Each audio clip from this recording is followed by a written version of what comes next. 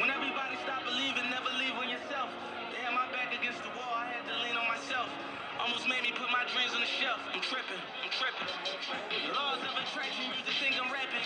I'm just putting out the energy so I can grab it. Everything that's in my memories that I imagine. It's finally here, 100 million in a year.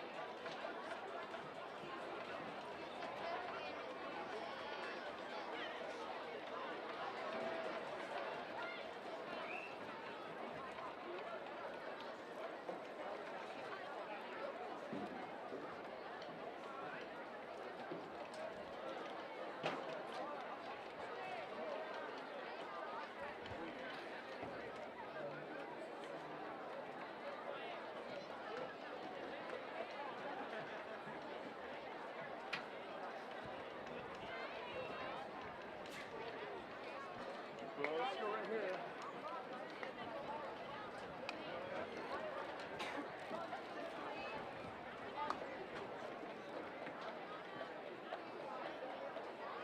Welcome, Santa Fe fans. We appreciate you making it this evening. Today is a special day where we get to celebrate some of Santa Fe's best.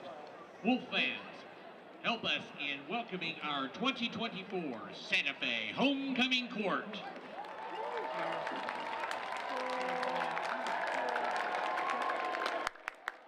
Starting off our homecoming court lineup, we have our Prince and Princess. Our Prince is Easton Cotner. He is a pre-K student in Edmond schools. His mom works for the district, and his dad is a proud graduate of Santa Fe. Go Wolves! Easton plays soccer, enjoys swimming, and loves superheroes. Our princess, Brindley Beveridge, is 4 years old and goes to pre-K at Washington Irving Elementary School. Her mom works at Santa Fe High School and is a proud Santa Fe graduate herself. Brindley loves playing with Barbies, princesses, and Spider-Man. She loves all spooks during Halloween season and is going to be a vampire. Mavis from Transylvania for Halloween.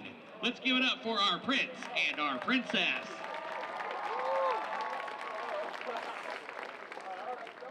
And now for our homecoming court. First up, we have nominee Raynell Slaughter. Raynell is escorted by his dad Ben and his stepmom Leslie. Raynell is a weak safety on Santa Fe's varsity football team. After high school, he plans to attend OSU for marketing. Raynell's favorite memory is eating some of the famous Blackwoods Double Wolf Dare Wheat pancakes. Give it up for Raynell Slaughter. Next, we have Myra Brack. She is escorted by her parents Liz and Josh Brack, as well as her siblings Bethany, Isaac, and Josiah. Myra is co-captain on the Santa Fe High School's varsity cheer team, a coach at Twist and Shout, and a part of Masterpiece Ministry. Myra plans to attend college at OSU and get her bachelor's in speech pathology. Myra's favorite school memory is beating North last year. Give it up for Myra Brack.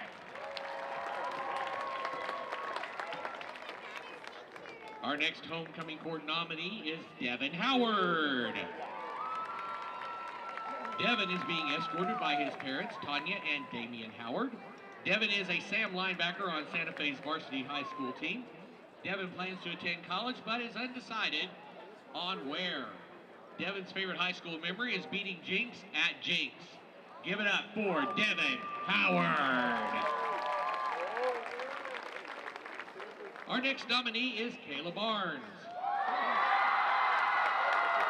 Kayla is escorted by her parents, Julie and Brent, her brother Garrett, and her grandfather Kent and Aunt Kelly. Kayla is the drum major for Santa Fe's high school marching band and plays flute. After high school, Kayla plans to study event management at Oklahoma State University with a specialization in wedding planning. Her favorite memory from high school is marching and interacting with the crowd as a drum major in the London New Year's Day parade. Give it up for Kayla Barnes.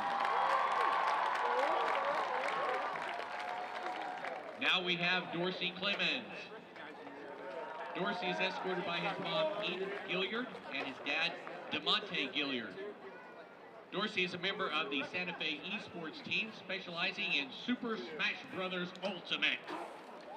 After he graduates, Dorsey plans to attend the University of Oklahoma and major in international affairs. His favorite school memory is his very first Double Wolf Dare Week. Give it up for Dorsey Clemens. Down on the field, we have Mia Golson. She is escorted by her parents, Amanda and Robert. Mia is a member of the Santa Fe Color Guard.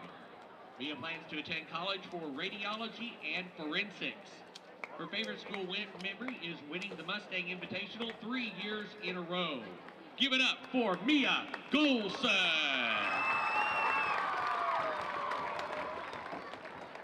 Another of our nominees is Miles Campbell.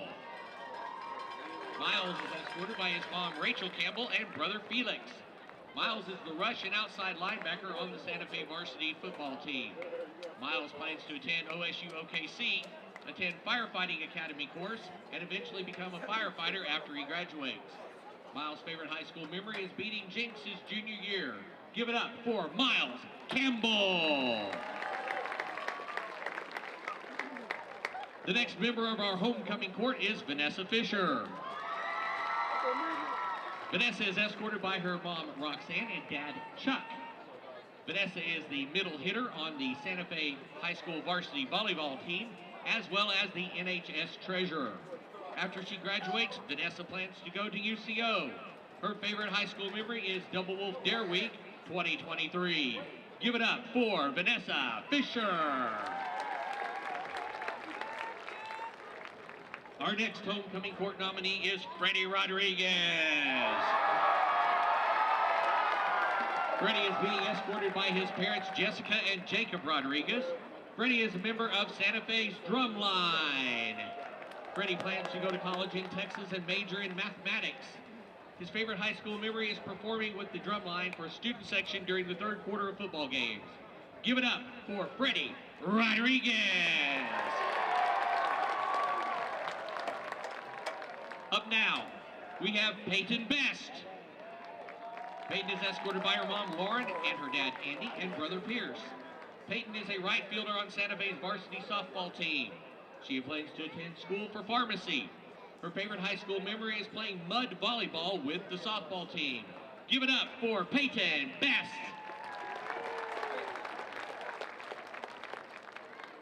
And now we have Beckett Taylor.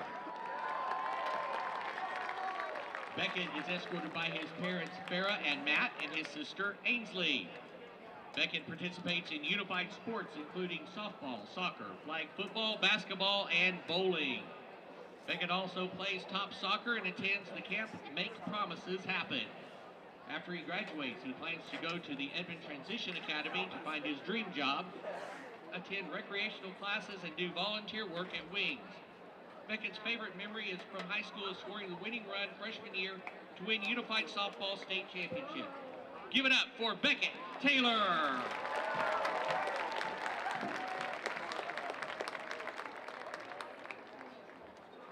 Our next member of the court is Ella Lamprecht.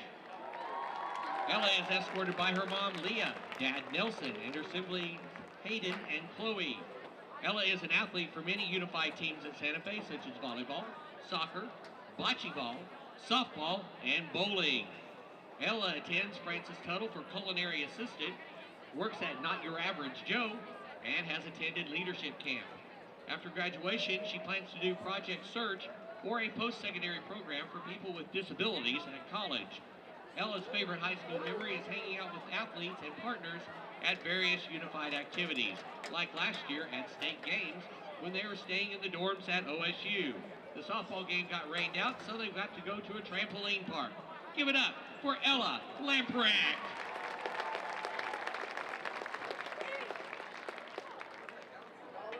Our last two homecoming representatives, before we introduce our 2024 homecoming king and queen, were unable to make it to tonight's festivities.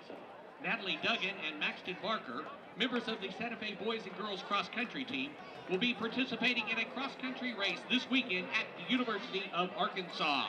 We wish them the best of luck this weekend.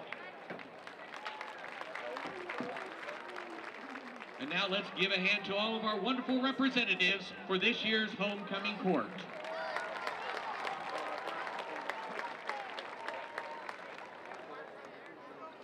Finally, it's time to announce our 2024 homecoming queen and king.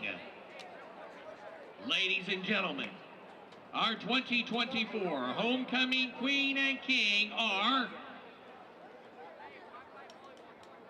Demarius Robinson and Leah Smith. Our homecoming king is Demarius Robinson, being escorted by his mom, Candace, and father, Dominique. Demari is a running back for Santa Fe football team. After he graduates, he plans to attend Arizona State University to continue his football career. His favorite school memory is playing on varsity as a freshman, being part of the football team, and creating bonds with his teammates. Give it up for Demarius Robinson. And now, our homecoming queen is Leah Smith. Leah is escorted by her parents, Victoria and Larry, and her sister, Lauren. Leah is the co-captain of Santa Fe's varsity pom team. She is the DECA president and Key Club treasurer. After she graduates, she plans to major in mechanical engineering at OU to pursue a career in national defense. Her favorite school memory is when Santa Fe beat Jinx on their home turf. Give it up for Leah Smith.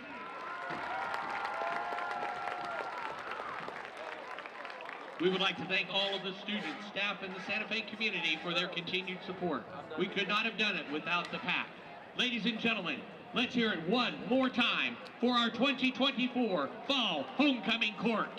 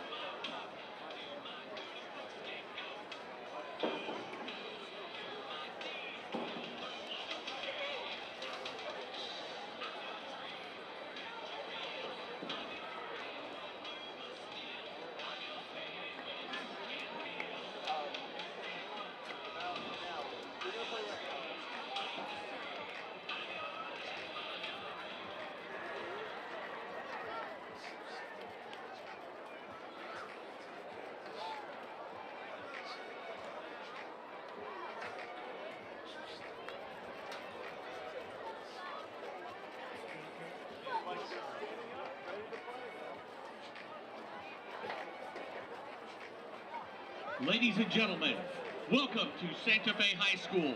Tonight, the visitors from Tulsa Union meet your Santa Fe Wolves. At this time, would you please stand, gentlemen, remove your caps and hats for the playing of our national anthem and remain standing for the playing of the Santa Fe alma mater. Performing the anthem in the alma mater is the Santa Fe High School Marching Band.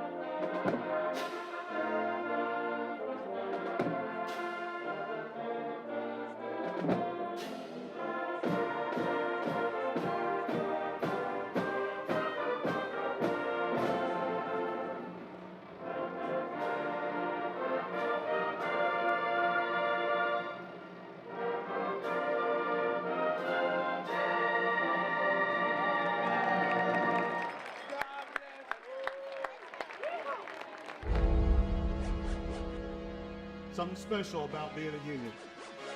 It's too much sauce. Seniors, think all the way back, talking about what you wanted this to be. That time is now. It's too much sauce. Anybody in front of you is in your way. It's too much sauce. You know what you need to do. Just another one in the way, baby. Let's go get it done. Let's go. Here we go. First and 10 at the 15. Motion in the backfield. He fakes. Fires middle of the field. Again, it's caught. Touchdown. Too much sauce. Yeah. It's too much sauce. Yeah. It's too much sauce. It's too much sauce. Yeah. It's too much sauce. Yeah. It's too much sauce. Yeah.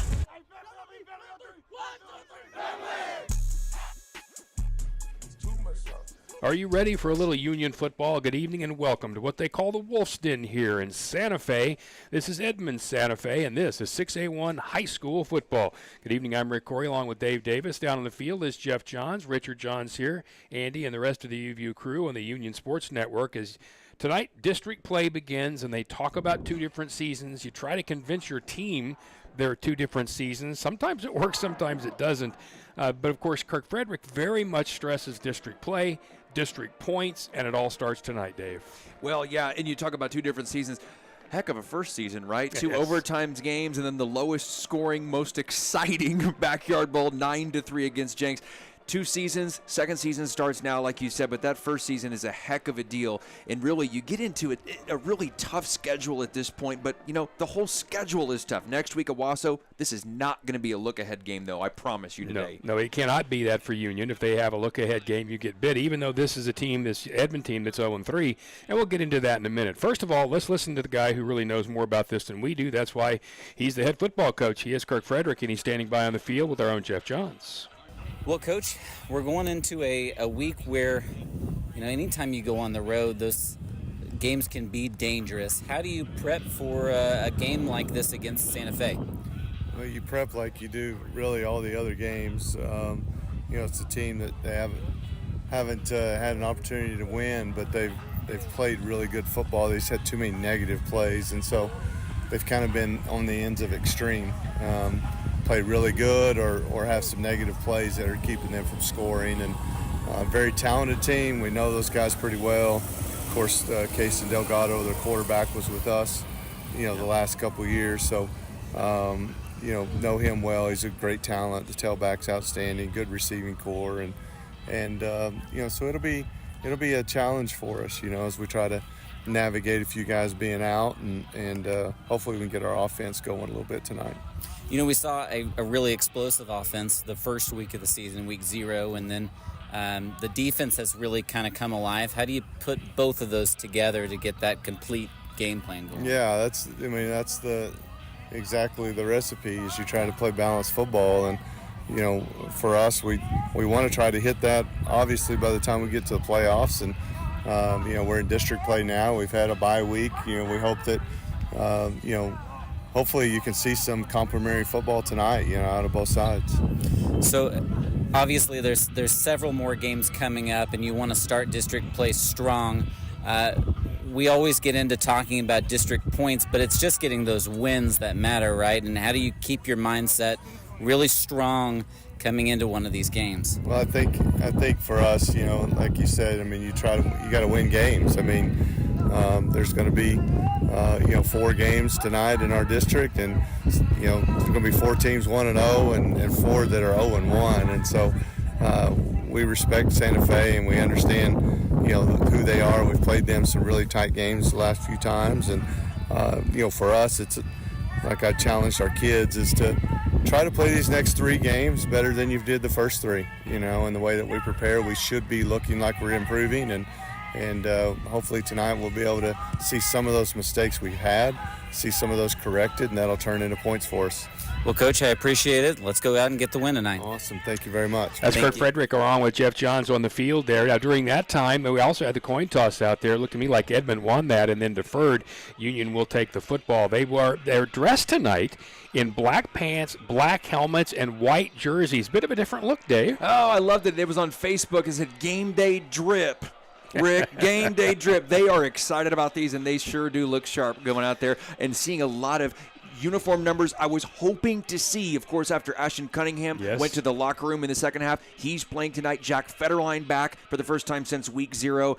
Josh Teehee was dressed in pads, but I don't know if he's playing. Jesse Jones, that's big up in the middle. He is. And as a matter of fact, when I talked to Coach Frederick yesterday on my podcast, where we talked to him on Thursdays, he had mentioned the number of people that they were trying to get better, but they're getting some of them a little bit better. And here's the guy who knows more about that. That is Dan Newman.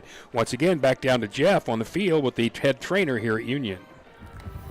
All right, here with Dan Newman. Dan, can you give us a little bit of an injury update this week and what we're looking like? Well, hopefully you got a few minutes. We're really beat up right now, especially on the defensive side of the ball. Got a lot of guys starting to get better, getting healthy. I think we have 9 starters out. So it's a good opportunity for our young guys to step up, but it's kind of an unusual year to have so many guys out. We expect next week we're going to get a majority of those guys back too. It's just been one of those years. Yeah. So you just expect a 1 to 2 week. This is just a little bump. Yeah, we're hoping the bye week would have helped us a little bit, and it did for some guys, and some guys are just a little bit more beat up than normal. So I got to do my job now. Yeah, absolutely. Thank you, Dan. All right, thanks. That is head athletic trainer Dan Newman. There's not anybody finer in the country at doing that. And, boy, that is an important thing to find out that you got that many guys out. But when you hear him say out, sometimes that makes you think long term. And we're looking here at probably being able to be out, I'd say, maybe the week and a half because of the bye week, something along those lines. That's better news. That's much better news. And with Owasso coming up next week, you're just trying to get everyone healthy as possible for district play. But today it's going to be interesting because you have Demarius, and we're going to see a lot of him, but Demarius Robinson, number 6, the running back for Edmond Santa Fe. This defensive line was able to hold, and I say hold, K.D. Jones to about 34 carries for 154 yards. Took him 34 carries to get there, held him out of the end zone. That's something that you can build on, and you did that without Jesse Jones, who helps out. You did that without Josh Teehee, who's that nose guard. So this is going to be something that nose tackle. So this is going to be something that I'm really looking forward to seeing how they play Demarius Robinson. Because when Jenks beat him by 45, they totally disrupted their plan. They did. Now Kaysen Delgado will be playing quarterback. We'll talk about him a little bit later on. Obviously, they're going to kick Edmond Santa Fe. Well, by the way, from the south to the north here, Edmond Santa Fe and their dark kind of green-gray uniforms with the green-gray helmets in there as well. We are set to go. We'll talk more about Kaysen as we get underway here and the running back, Demarius, because as Dave said, he's gone for over 200 once this year already. Well, squib kick's going to go out of bounds around the 32-yard line, so that will cause flags, and Union will have very good field position. Alex Brannon is the kicker for Santa Fe, and I'm assuming he meant to squib it. I don't think he necessarily meant to kick it out of bounds right about the 37-yard line, though, Dave. Well, no, and, we saw this at the beginning of the game last week, too, right? 2 weeks ago, and we've had the bye week. Jenks kind of struggled on special teams, struggled on the kickoff, struggled on the punt, and at the beginning you're thinking, well, this isn't going to last. And the special teams issues ended up lasting the whole game for Jenks, so I'm going to be really watching that for Edmond Santa Fe because that made a huge difference in the Backyard Bowl. Tay Perry Spate will be your starting tailback today, or your running back. You'll have, once again, Shaker Reisig, as always.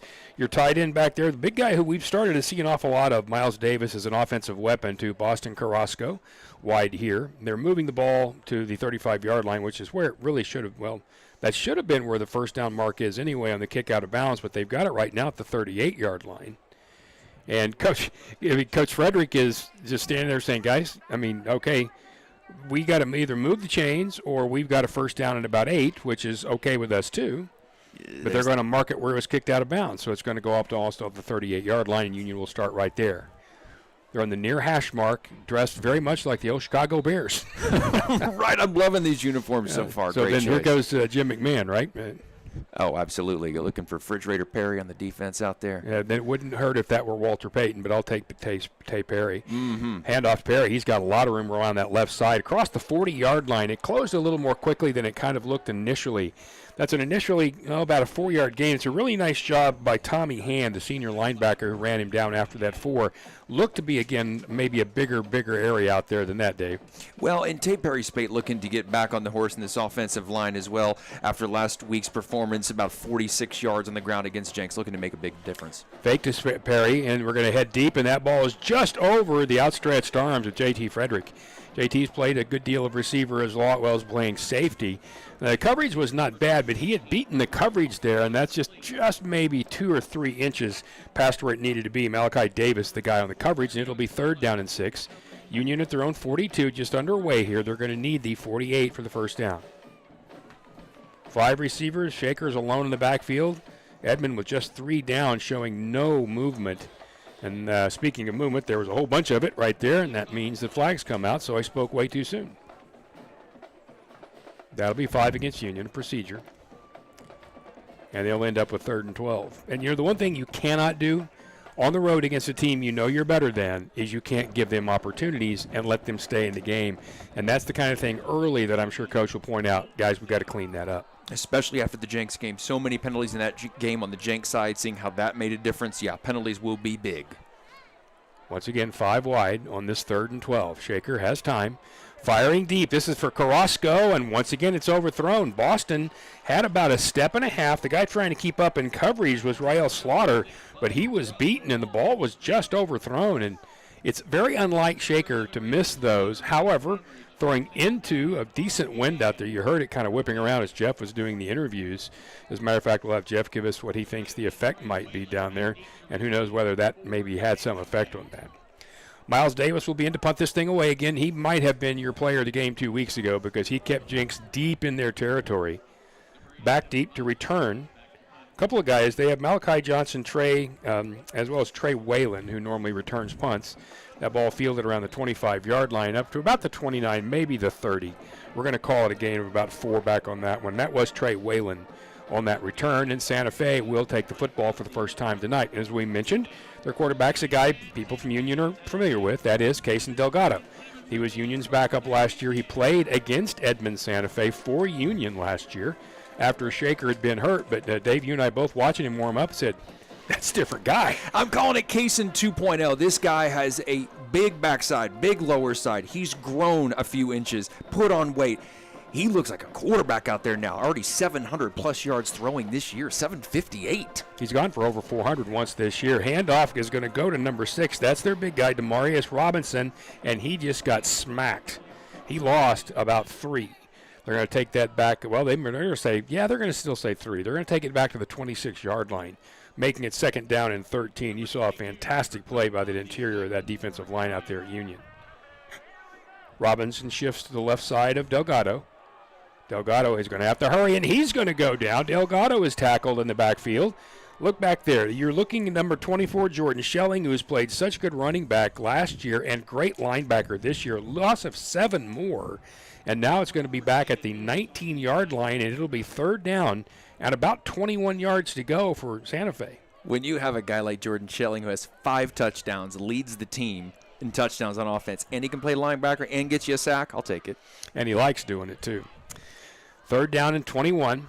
Delgado, he's got a lot of room. Here he goes across the 20, 25, but he stutter steps and then dropped the football. It's still on the ground, and I think Union has it. A group of Union white jerseys jumped on top of that. One official just pointed Edmond and then corrected himself and pointed Union. That was, I believe, Rayon Williams, the linebacker, who was able to recover that at around the 33-yard line. Oh, it's great to see Rion out there. You know, this is somebody that Coach was excited about, one of the backup cornerbacks. And look at this, just jumps on it. He's a wrestler. Rion Williams is a wrestler. Bam! Low center of gravity, he's down. Ball gets kicked around just a little bit, and Delgado lost it. He looked like he hesitated a little when he should have probably just gone right upfield, and then that ball just got punched out because it was being carried a little carelessly. Looked like a big gain, though, didn't it? It did. So Union will now take over. First turnout over on the game happens against the Wolves, and Union will have it 1st and 10 at the 33-yard line of Edmond. Quick throw to the left side. This goes to Carrasco. He's at the 30. Gets inside that down to around the 26-yard line. That's a nice one-on-one tackle out there by Franklin Sherrod. Gain of 8. So it'll be 2nd down and about 2, maybe 3. Yeah, I think they're going to call that a 7-yard gain, and we'll go from there. Just underway here. We are in the 2nd possession for Union. Edmond Santa Fe turned it over on their first possession. The Wolves now back at their own 26-yard line. Schelling is the single setback. Davis in motion. Fake to Schelling. They're going to throw this in the middle of the field, and that ball is just knocked away. Trying to go to Stone Turner, and it was knocked away at the end once again by Franklin Sherrod, who was back there. But Turner looked like he kind of jumped for it and then almost like he lost it with the double coverage back there, and it falls incomplete.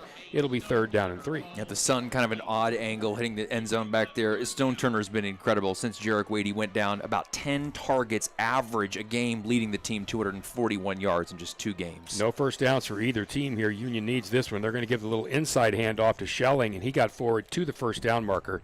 He got to the 21-yard line. There was a whole group there that helped to bring him down. The first guy there was Jalen Battle, the big junior, but that's going to be a first down for the Redhawks. They'll be now at the 21-yard line of Santa Fe. After a 1,000-yard rushing season last year for Schelling, obviously Tay Perry Spate getting a lot more snaps this year. He's the leader for carries and rushing yards, but still Schelling has 163 yards, 5 touchdowns. So it's 1st and 10 for the Redhawks now. Remember, we are just still in this first period, 8:57 to go and no score. They're going to run a double reverse. Here comes Stone Turner, and he's got some room at the 20, at the 15. Nice and cut inside at the 10, back at the 5. He's into the end zone for the touchdown. Tremendous blocks along the way. Don't see any flags down, and that looks like it'll be a 21-yard touchdown for Stone Turner. Will take that. I mean, look at Saavedra at the very end. You know, a guy you're still engaged as a wide receiver. He hasn't caught a lot of passes, but look at 17 at the end. Just a little push there at the end and just enough to give Stone Turner in the end zone. Yeah, that's exactly what you needed from Jordan. Just a little bit of a nudge right there. Let the guy know you're there. So the extra point upcoming. The hold, the kick, and the officials agree it's good. So with 8:47 to go here in the first period, Union takes advantage of that turnover, and they make it 7-0 Redhawks here on the Union Sports Network.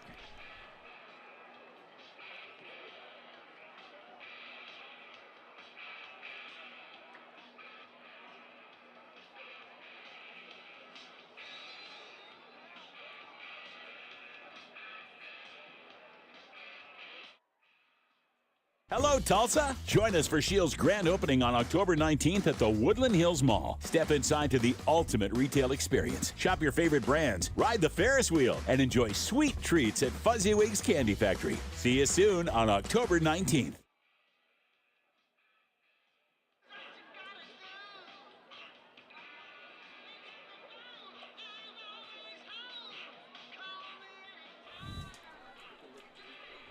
Back at the Wolf's Den here in Edmond. This is Edmond, Santa Fe, and Union. Rick Corey with Dave Davis and Jeff Johns. Let's take a look one more time at that replay of the touchdown. You begin with what looks like a normal handoff to Tay Perry Spate. He returns that or flips that back to Turner, and Stone Turner gets outside, cuts back inside, gets a nice block from Jordan Saavedra, and just like that, the Redhawks are up 6-0. Really nice way to kind of get things maybe uncorked a little, Dave. Yeah, I mean, early on, 5 passes, 2 runs, a little different, almost the exact opposite of how Union has started previous games. But, you know, start of district play, giving Edmond Santa Fe a little different look than you haven't seen on film. Rice going deep on the first passes. You're seeing this offensive coaching staff kind of mixing it up and trying to create that confusion for the Wolves. And a nice job right there by Litchfield, who put that ball in the end zone after hitting that extra point. And you can't overemphasize how important it is for Litchfield to be able to do those things, to put those balls in the end zone like that, and to be able to give poor field position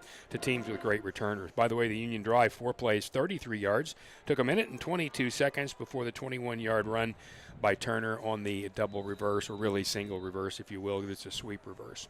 So back for Edmond Santa Fe, their second possession. They turned it over on 3rd down on their first. Cason Delgado, their quarterback, now in the backfield alone, is going to swing it very quickly to Robinson, and he is knocked down immediately. That's a tremendous play once again by Rayon Williams, who also was earlier there to help cause that fumble. That's going to be a loss of about 4. They're going to say 3 or 4. Yeah, we'll say 3. And they'll put it back around the 17-yard line. So Edmond Santa Fe right now is just going backwards, Dave. Yeah, and Jordan Schelling has had free runs at Cason Delgado at the linebacker position. He's had 2 free runs at the quarterback, really struggling to pick up Schelling. Well, and then their Union jumps off sides. I don't know if that was one of those situations where, maybe there was, somebody moved, somebody, talking to each other on that offensive line, whatever it was, Terrence Evans decided it was time to go pop somebody. He did. 2 people ended up on their tush on that one, and none of them was Terrence Evans. You aren't going to put him down very much. That's not. Yeah, it's not down. Yeah, well, he's about 315. As so, a yeah. freshman. Yeah, he's had a couple of biscuits. So it'll be second down now and about 8 for Santa Fe.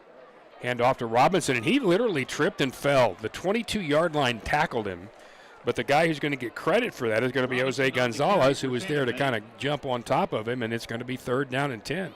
Jenks was able to hold Demarius Robinson to just 80 yards in that first game, and it was a real struggle for this offensive line to handle Jenks, and that's what Union's trying to do. You kind of look at, you don't change a lot what you did last week against Jenks, because what Jenks did against Santa Fe worked. So here we go on this big 3rd and 10. Here comes pressure. They're going to throw the screen to Robinson, and he is taken down by Schelling. Schelling was able to fight his way underneath the blockers and knocked him down back at the 16-yard line, -4. And I think right now we are looking at a pretty dominant Union defense. As a matter of fact, total yards for Edmond Santa Fe is -1, -5 now, yeah, after that last play. Thank God for stat broadcaster and Richard Johns, right? Well, hey, holding Jenks to 3 points in the Backyard Bowl, that'll help a defense's confidence, and you're seeing that right now. They are just on fire out there. Alex Brandon on to punt this away. He'll kick it from around his 2-yard line, and that ball is going to be snapped over his head and out of the end zone for a safety. Things are not going Santa Fe's way, and this, unfortunately for them, is their homecoming. Now, I think all Red Hawk fans will say, okay, good enough, still 9-0, and you get the football. But if you're a Santa Fe fan, and remember, this is a school not that long ago was playing in state championship games. This is a school that as little as 4 years ago was 10-3. But since that time, they've had some 7-win seasons, some 6-win seasons, some 1-win seasons. And, you know, when they split the Edmond schools, everybody kind of knew, you know, what would happen. You'll settle, and then you're going to see kind of how the cream rises. And, you know, at Moore, it really hasn't happened as much, but at Edmond, it had been really, for the most part, this Santa Fe group. And it just, it's not here this year. At least it doesn't seem that way. And I wonder if numbers are having the same issues they're having up here, Dave, as some they're having in the Tulsa area. Well, you know, and it's one of those things, too. This school, Brandon Whitaker, former Baylor running back, I mean, this school has history. Like you said, 2020 was the last time that Edmond Santa Fe beat Brandon Union. Whedon, for goodness sakes, went to school here. I mean, it's just, this is an 0-3 team this year, and I want to be real clear on this. This is an 0-3 team, but they have been in their last 2 games, barely losing to Edmond North, losing to Norman, but Demarius Robinson had a huge game in that. So this is not a pushover team, and Union has not prepared as if they were. They're out here, Union's just out here to play right now. Well, this is a trap game, though. This team's giving up 48, 41, and 34. I'm talking about Edmond Santa Fe. Yeah. And if you look at the film and all you do is count on that, then you think you roll out here with your helmet and win, and that's just not how you can play these games. And Union's found that out in the past when they lost some of these kinds of games. So Santa Fe will kick it off. Once again, back at their 20, Alex Brandon will put the foot to it. This time he's going to kick it squib toward the sideline again, and it's going to go out of bounds again. And that was Boston Carrasco who wisely let that thing bounce out of bounds. It went out around the 30, right about the 28-yard line. So they should put this up around the 35. We'll see what the officiating crew decides. At this point, it looks like it went out behind the 35. So, yeah, you'd think they'd bring it up to 35. And they had to start way back. Yep. They kicked it off from their own 20. I guess an apparent penalty. So, Coach Fred, again, having a discussion. Yeah, I don't know. I didn't see a penalty down there, but Coach Frederick is pointing back toward where the kick was as though there was an issue there. And he's all the way out past the numbers, nearing the hash marks, getting the explanation. Now they're moving the ball all the way back to they're going to put it right now again at the 37. So the official ran up and dropped his flag directly at the 28. The ball did not go out of bounds at the 37. They're going to re-kick it. Okay. But do we know why? He signaled what looked like a false start on Edmond, unless he was trying to signal a re-kick. We never saw a flag hit the ground, did you? I did not. I did not. Maybe it was a false start on the kicking team, and they're just backing him up, making him redo it, I guess. And maybe they were asking Coach Fred if he wants to take it. I don't know. Did you see somebody offsides? They're just asking for a suggestion. I'm not sure, but I can tell you this: we didn't see a flag anywhere. We saw the ball sail out of bounds, and you can make them re-kick it, and I guess that's what he wants to do. Well, if you're Edmond Santa Fe, you just have to get it in bounds here. You have to give it in bounds and give your return team, give your kick coverage team a chance to make a play here. Well, and I think that's what they're worried about. They're worried about Union's kick team making a better play, so they're going to back it up and put it to 15. Yeah, I don't think there was not a penalty there. It's illegal kicking for some reason they called it. I don't know what that would be. Well, I think what they're saying is he kicked it out of bounds, which is automatically a penalty, but then Kirk had the option of do they want him to re-kick, and he's saying yes. Okay, yeah. Right. So once again, Brandon will try this, and he's not put one in bounds yet, but I think that's been the kind of the play. This one's going to go straight down the middle of the field. It's going to bounce directly to Stone Turner. Boston Carrasco. Carrasco just across midfield, and he'll be hog-tied, and he'll go down right there. That's a nice tackle by Trey Robinson from Santa Fe, and that's where they will start right there about the 48-yard line of Santa Fe, 1st and 10.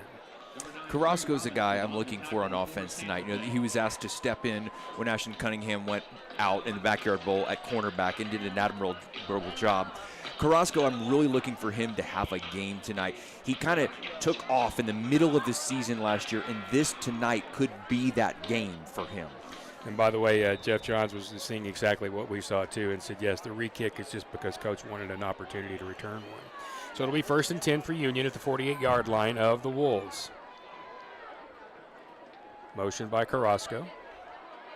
They're going to flip it to him on the left side. Nice block on the corner. He's at the 45, inside the 40, and down across the 35 to around the 34-yard line. Franklin Sherrod got him after 14 yards and a first down by Union. But a tremendous block. I think that was Stone Turner out on the left side that threw the nice block that helped spring Carrasco. You love the team effect, right? Stone Turner leading receiver since Jarek Wadey went out, but he's willing to throw a block in there and get his body on somebody. So they've thrown it a good bit here, and they are now at the 34-yard line of Santa Fe, already leading 9-0 after a touchdown and a safety. Quick throw right side. That ball's caught at the 35, at the 30, breaking inside at the 20, cutting back at the 15, at the 10, and down to around the 5-yard line. And out of bounds, Jordan Saavedra, who had the really nice block on the touchdown earlier, got it all the way down to the 6-yard line, 24 yards. And if you look at the replay, when he first caught the ball, you're thinking, that guy had a shot at him, but he makes a nice cut, gets a little bit of help right there from Stone Turner, and then was able to kind of tiptoe his way along the sidelines. But once again, we have a flag down. And that hold is going to go against Union, and that's going to walk that ball all the way back from a spot foul at about the 29-yard line. So that's going to back them up to around the 39. Well, it's funny, what I was just about to say, is that they've done a nice job. This receiving corps this year has done a nice job of putting good blocks on the defense without holding. And in that case, that is an exception. For the most part, I've seen really nice, sound, downfield blocking by this receiving corps this year. So it'll make it a first down at about 15. Union at the 39-yard line of Santa Fe. They'll need the 24 for the first down. Quick snap. Rolling to the left, got time. He's got a guy deep, throws it deep. That is Turner who's out there, and that ball falls incomplete, and there's going to be a flag. Franklin Sherrod and Turner got tied up as that ball sailed over his head, and it looked to me like Stone may have turned a little early, and then Sherrod ran into him, and that's how they got tangled, and that's where the penalty will come. Another sideline flag. Maybe a sideline warning, but another flag thrown on the sidelines of Edmond Santa Fe. Yeah, I don't think they're happy about the call there. And honestly, if that had gone against Union on the other side, you might say, well, I'm not sure about that call, because the two did get tangled up as the ball sailed over their head. And I think really in that case, it was almost fortuitous of Turner that he kind of turned the wrong way or turned a little early, because that actually led to the contact. Yeah, it almost could have been the planned play like they do in the NFL. When the quarterback's not hitting it, you just slam on the brakes, run into the cornerback and get the PI. That's not what that was, but it almost had that Unless you're the Saints and Rams, and that does not work. Sure. So they'll take it down to the 24-yard line. That probably just hurt some Saints feelings right there, and I apologize. Ouch. And that down to the 24-yard line at 1st and 10. 6:31 to go in this first period. 9-0 Union. A touchdown and a safety all ready for the Redhawks, and knocking again. They will fake the handoff, roll right. They're going to hit Tay Perry Spate. He's going to be dragged flag down right at the 20. That's a nice open field play by Raphael Slaughter. He kept him to a 4-yard gain, and Tay Perry out there on a linebacker or a safety, you'll take 28 about any time, so that's a nice defensive effort. Already this year, Tay Perry Spate, 12 catches, 80 yards. He has 2 touchdowns. He only has 1 rushing touchdown, but he has 2 catching touchdowns, 2 receiving touchdowns, something else Santa Fe has to game plan for. So it'll be second down now and around 6, around the 21. They need just inside the 15, so they're not quite to the 21. They're really between the two. Spate will go in motion. They're going to fake the handoff and throw middle of the field. That ball is caught. That's a really nice job and a nice catch by Miles Davis. They're going to take him down to around the 13. That's good for another 7 and a first down. And Miles knew he was going to take a shot, and he did, and he hung onto that football. And, you know, the coaches will always tell you, you're going to get hit either way. Yep. One way, you're a hero. One way, you just dropped the ball. Just bringing it into the body. Good fundamentals. Good to see Jack Federline coming into the game. He's back in the game. He played that fullback role in the Bentonville game and had some nice blocks. I like to see what I'm going to see out of him. And he's lined up right next to Miles Davis, double tight ends left side. Also tight end. Now they're going to shift them both to the right side, so power right. Now motion that way. They will hand to Turner and then pitch to Tay Perry Spate. He dropped the football and just had to fall on top of it. And that was the smart play by Tay. He had a guy right on top of him, Tommy Hand. That's Carrasco, pardon me. Yeah. That's Carrasco who was able to fall on it. He had a guy right on top of him in Tommy Hand. So rather than try to pick it up, just fall on the football, take the loss, and move on. And that is a loss. That takes it all the way back to the 28-yard line. So we've got a 2nd and 24. You just need the 3 for the first down. That's it. Right. Yeah, Carrasco's still trying to find that rhythm this year. He's had a nice catch early in this game. He wants to get back on the horse. Turner in motion. Quick snap. Throw to the right side. Schelling. He's got some company, but a couple of nice blocks. Crosses the 20 and just mudges his way down to around the 16-yard line. Once again, another tackle out there by Tommy Hand, who was just about everywhere tonight. 13 yards on that one. So you did at least make yourself something more manageable. Now watch when he catches the ball. Really good blocks. I think that's Miles Davis on the one side, because it looked like Santa Fe had about 4 guys closing in, and Union clipped 2 of those guys off. And by clipped, I mean just blocked them. Got them out of the way and gave him enough room. So it's going to be 3rd and 13. Ball at the 17-yard line, not quite. 17-yard line of Santa Fe. Union needs the 3. Davis in motion. Snap and roll left. Here comes pressure. He's going to have to hurry, and he's going to have to just flip this thing out of bounds. And boy, what a strong arm right there. Did you see what happened? That's pretty stinking remarkable. Shaker Rising running to his left with a guy draped on his waist, fired that thing without squaring himself up about 10 yards out of bounds on a dead spiral. That is as impressive a throwaway as you'll ever see. Well, and he's a guy who's also his throwing arm was also draped, so he was able to get out of that. Shaker Rising, this may shock you, in a Bill Haston article in the World, said he was obsessed about weight training, obsessed in the weight room. You think? Looks pretty like strong. 34-yard field goal attempt coming up right here from Miles Davis. Actually, that's Litchfield. Ball's down, the kick is up, and it's good. So Litchfield knocks one through, and with 4:10 to go here in this first period, Union looks like they've scored 2 touchdowns and missed 2 extra points, but we have a 12-0 game as they lead Santa Fe. We'll leave it right here for right now and just talk more about these 2 teams. So, yeah, Santa Fe didn't make it easy because Union didn't either because they shot themselves in the foot with the 1 penalty. So right now, if you're Union, you're saying to yourself, look, yeah, it's 12-0 and you feel pretty good about this, but they've given you opportunities, maybe not as crisp as you like yet, but still playing well enough to get yourself a decent lead. Yeah, absolutely. And what's interesting is Union isn't running up the middle. Nothing's up the middle. Everything that these coaches have seen, they have decided they're going to test the outside. They're going to test Edmond's contain, test their cornerbacks, their linebackers, Sam coming over, a Will coming over to try to cover, and that's what they're finding. Everything is to the outside, and they're getting some space. They're getting their athletes in space, and they've seen that scouting the tape apparently. And again, we've only had the 1 penalty on blocks out there, so that's been good. The Union drive, 8 plays, 32 yards. 3 minutes and 6 seconds is all it took. It was the 34-yard field goal by Litchfield, who, as the season's worn along, I mean, not that he wasn't a good kicker to begin with, as Kirk Frederick told us, he worked the hardest in the offseason, he thought.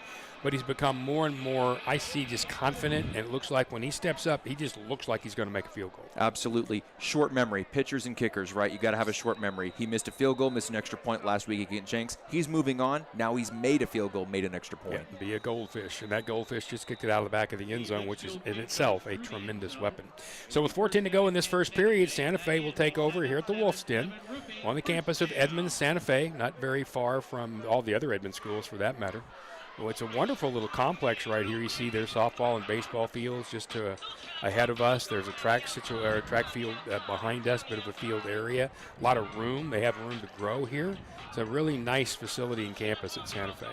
And beautiful weather night, too. Great to be out here on a homecoming night. It was 81 degrees when we started the game, which is great. Of course, it's minus 10 in here, but it was nice outside. Hey, I like the AC.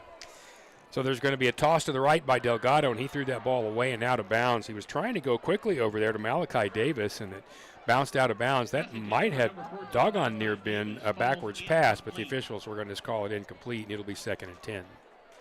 Again, Case Delgado, who was at Union last year. As a matter of fact, here's a young man who, when he lived in Edmond when he was a very young guy, used to drive down and watch Union practice, moved there to become a Union quarterback, and has moved back here to Santa Fe. Should be flags right there, and there are. As Delgado cocked the arm to throw, Union jumped, and I'm not sure if they were drawn or not. We'll find out. Man in the white hat says, nope, that's defensive offside, so that'll make it a 2nd down and 5. And again, these are the things against teams like this that as a head coach you worry about, because you tell them all day long, guys, don't look at the newspaper articles, don't look at the scores, don't listen to what people tell you. They have 22 guys who are going to go play, offense and defense, and they're pretty good, and sometimes you just get sloppy. 2nd down and 5 here for Santa Fe. Delgado fakes, throws the ball left side. It's completed at the 20 and immediately, and I mean immediately, knocked down. The completion was very quick. That's only a gain of about 2 out there to Trey Whalen, and he got whaled pretty quickly. So it's going to bring 3rd down and about 3 with the ball about the 27-yard line. I mean, again, Jordan Schelling coming all the way from the other side at linebacker, ends up on the opposition team's, on Edmond Santa Fe's sidelines. He's just flying around out there tonight. So at the 27, they'll need 3 for the first down, just past the 30. 3:31 to go first period, and Santa Fe trails Union 12-0.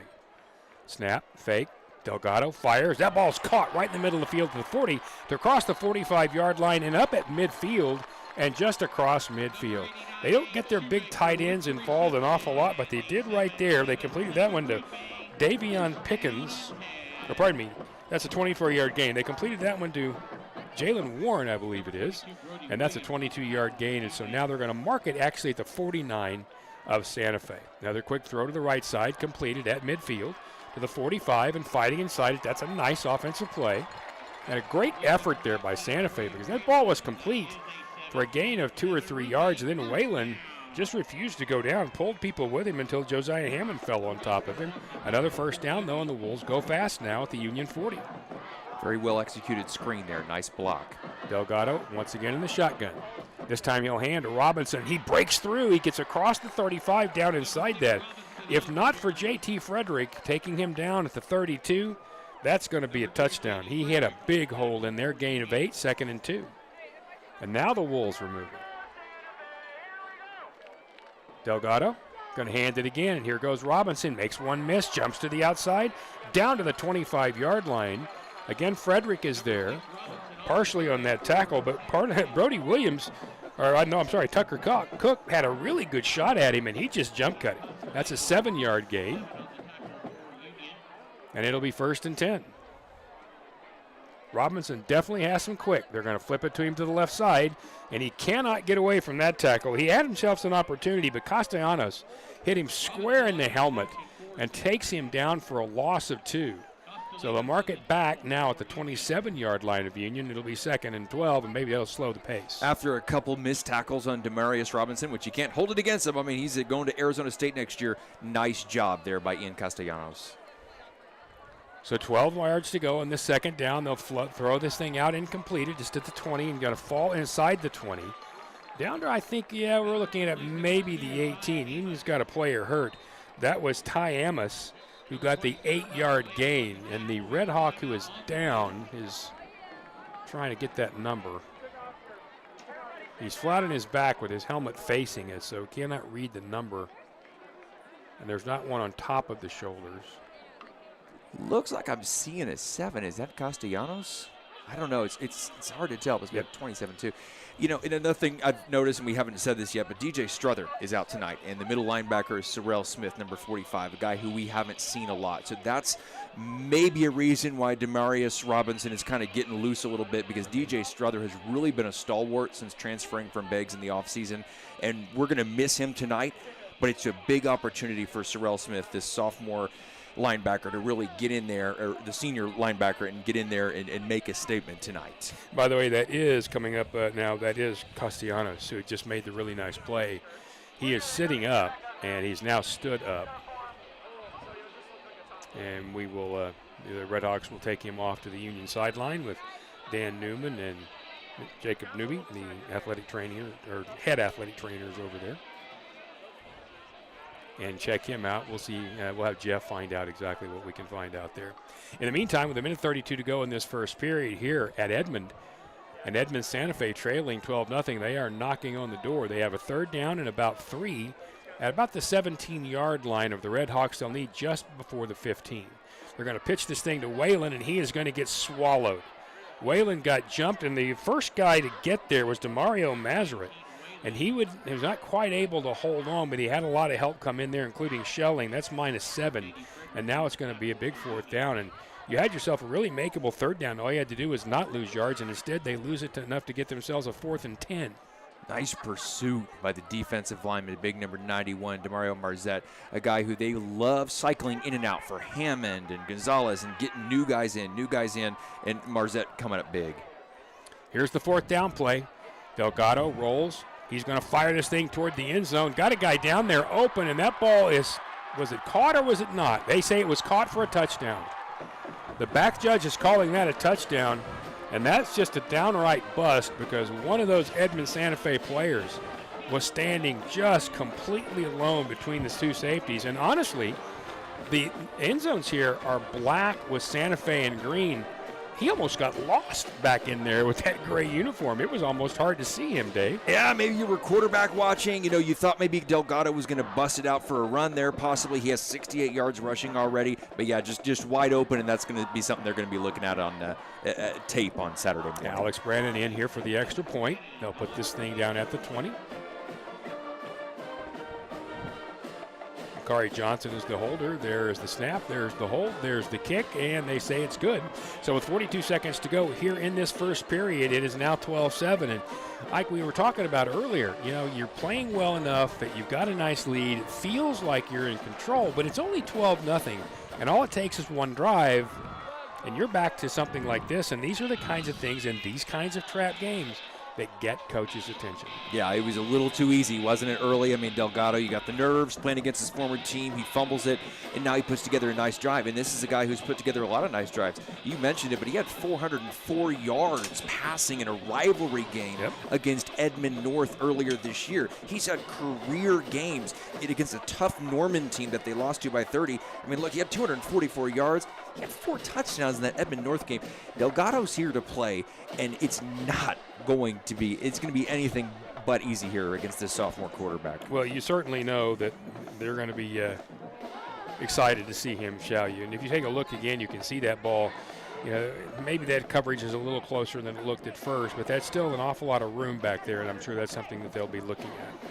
When you talk about, 9 starters, a lot of guys are having to step in and step up for Union when you have that many injuries. I mean, one of the big injuries is DJ Strother, that middle linebacker, but you've had other guys who you want back there on the field, and, just going to be a learning experience for some of these guys, their first time on the field. I saw Dejon Gaines out there earlier this evening. So the kickoff is going to once again be a short one. It's going to bounce right in front of Turner. He's going to pick it up around the 27. He's to the 30 and to the 32-yard line. That's a really nice, again, open field tackle there. That was Johnny Schuster, I believe, who made that tackle, and it's going to be 1st and 10 for the Redhawks at their own 32. The drive for Edmond Santa Fe, 10 plays, 80 yards, just took them 3 minutes and 28 seconds before the 25-yard pass, Johnson from Delgado. So we are now 12-7. With the Redhawks with 36 seconds to go in this first period, having an opportunity to maybe get a little something done.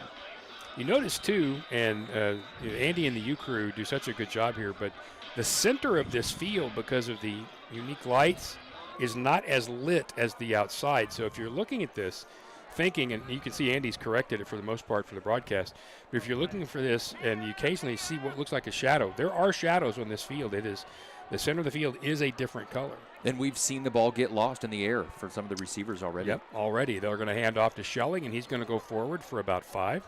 They'll move that all the way up to the 37-yard line. It'll be 2nd and 5 right there. And I wouldn't be surprised to see Union just slow it right here, get to the quarter break, and go talk about it and get ourselves kind of gathered for quarter number 2. Testing the middle of the field with the running game. Really even dose of Schelling and Perry Spate after Perry Spate really dominated the snaps in the previous game. And I think you also, too, with Jesse back out there, you've got big Jesse Jones back out. That really helps your running game. Maybe get a little confidence going there again. So it'll be 2nd down and 5. And we are going to make the quarter break. So exactly what Union probably wanted right there was, hey, let's take a little bit of a break. We'll talk about this, and we'll come back out. So it's 12-7 Union over Edmond Santa Fe here at the Wolf's Den. We'll come back with a 2nd and 5 next right here on the Union Sports Network. Select Commercial Group, a part of Coldwell Banker Select, is a highly reputable and professional firm specializing in commercial real estate services. A premier sponsor of the Union Red Hawks. When summer heats up and your AC isn't working right, be cautious of being pressured into a replacement. It's always a good idea to get a second opinion, and Airco will let you know if your AC is worth fixing. So call Airco today for a free second opinion. The right way to top a sub is with real red wine vinegar made from red grapes and no food coloring. And the right way to film it is in slow motion, obviously, because authentic ingredients make a sub above. It's an important score. Everyone is anxious to know. That's why our TTCU app can help you improve your credit score. TTCU Federal Credit Union. Life is better in balance. Back here at Union Santa Fe, Edmond Santa Fe. It's Union and Edmond Santa Fe. Rick Corey along with Dave Davis, Jeff Johns down on the field, Richard Johns, Andy and all the U crew. Andy and Nick and all the U crew here tonight at Edmond Santa Fe. 2nd down and 5. Throw it left side. This one's going to go, who else, to Miles, and he's going to bust across the 45-yard line, and there are flags everywhere. Stone Turner is in that area, and so is Pat Thompson, and one of those guys is going to get called for a hold. Both of them turned and immediately started walking back the other way, Dave, which is a pretty good indication that they realized somebody got caught. Well, and the official was standing right by the Edmond Santa Fe sidelines, and that's the ways as a coach you can kind of work the officials when they're right by you, standing right by you, and that's maybe what happened there as well. Hey, hold. Well, it worked, and they're going to mark this thing back all the way. The official's still walking to around the 34-yard line of Union.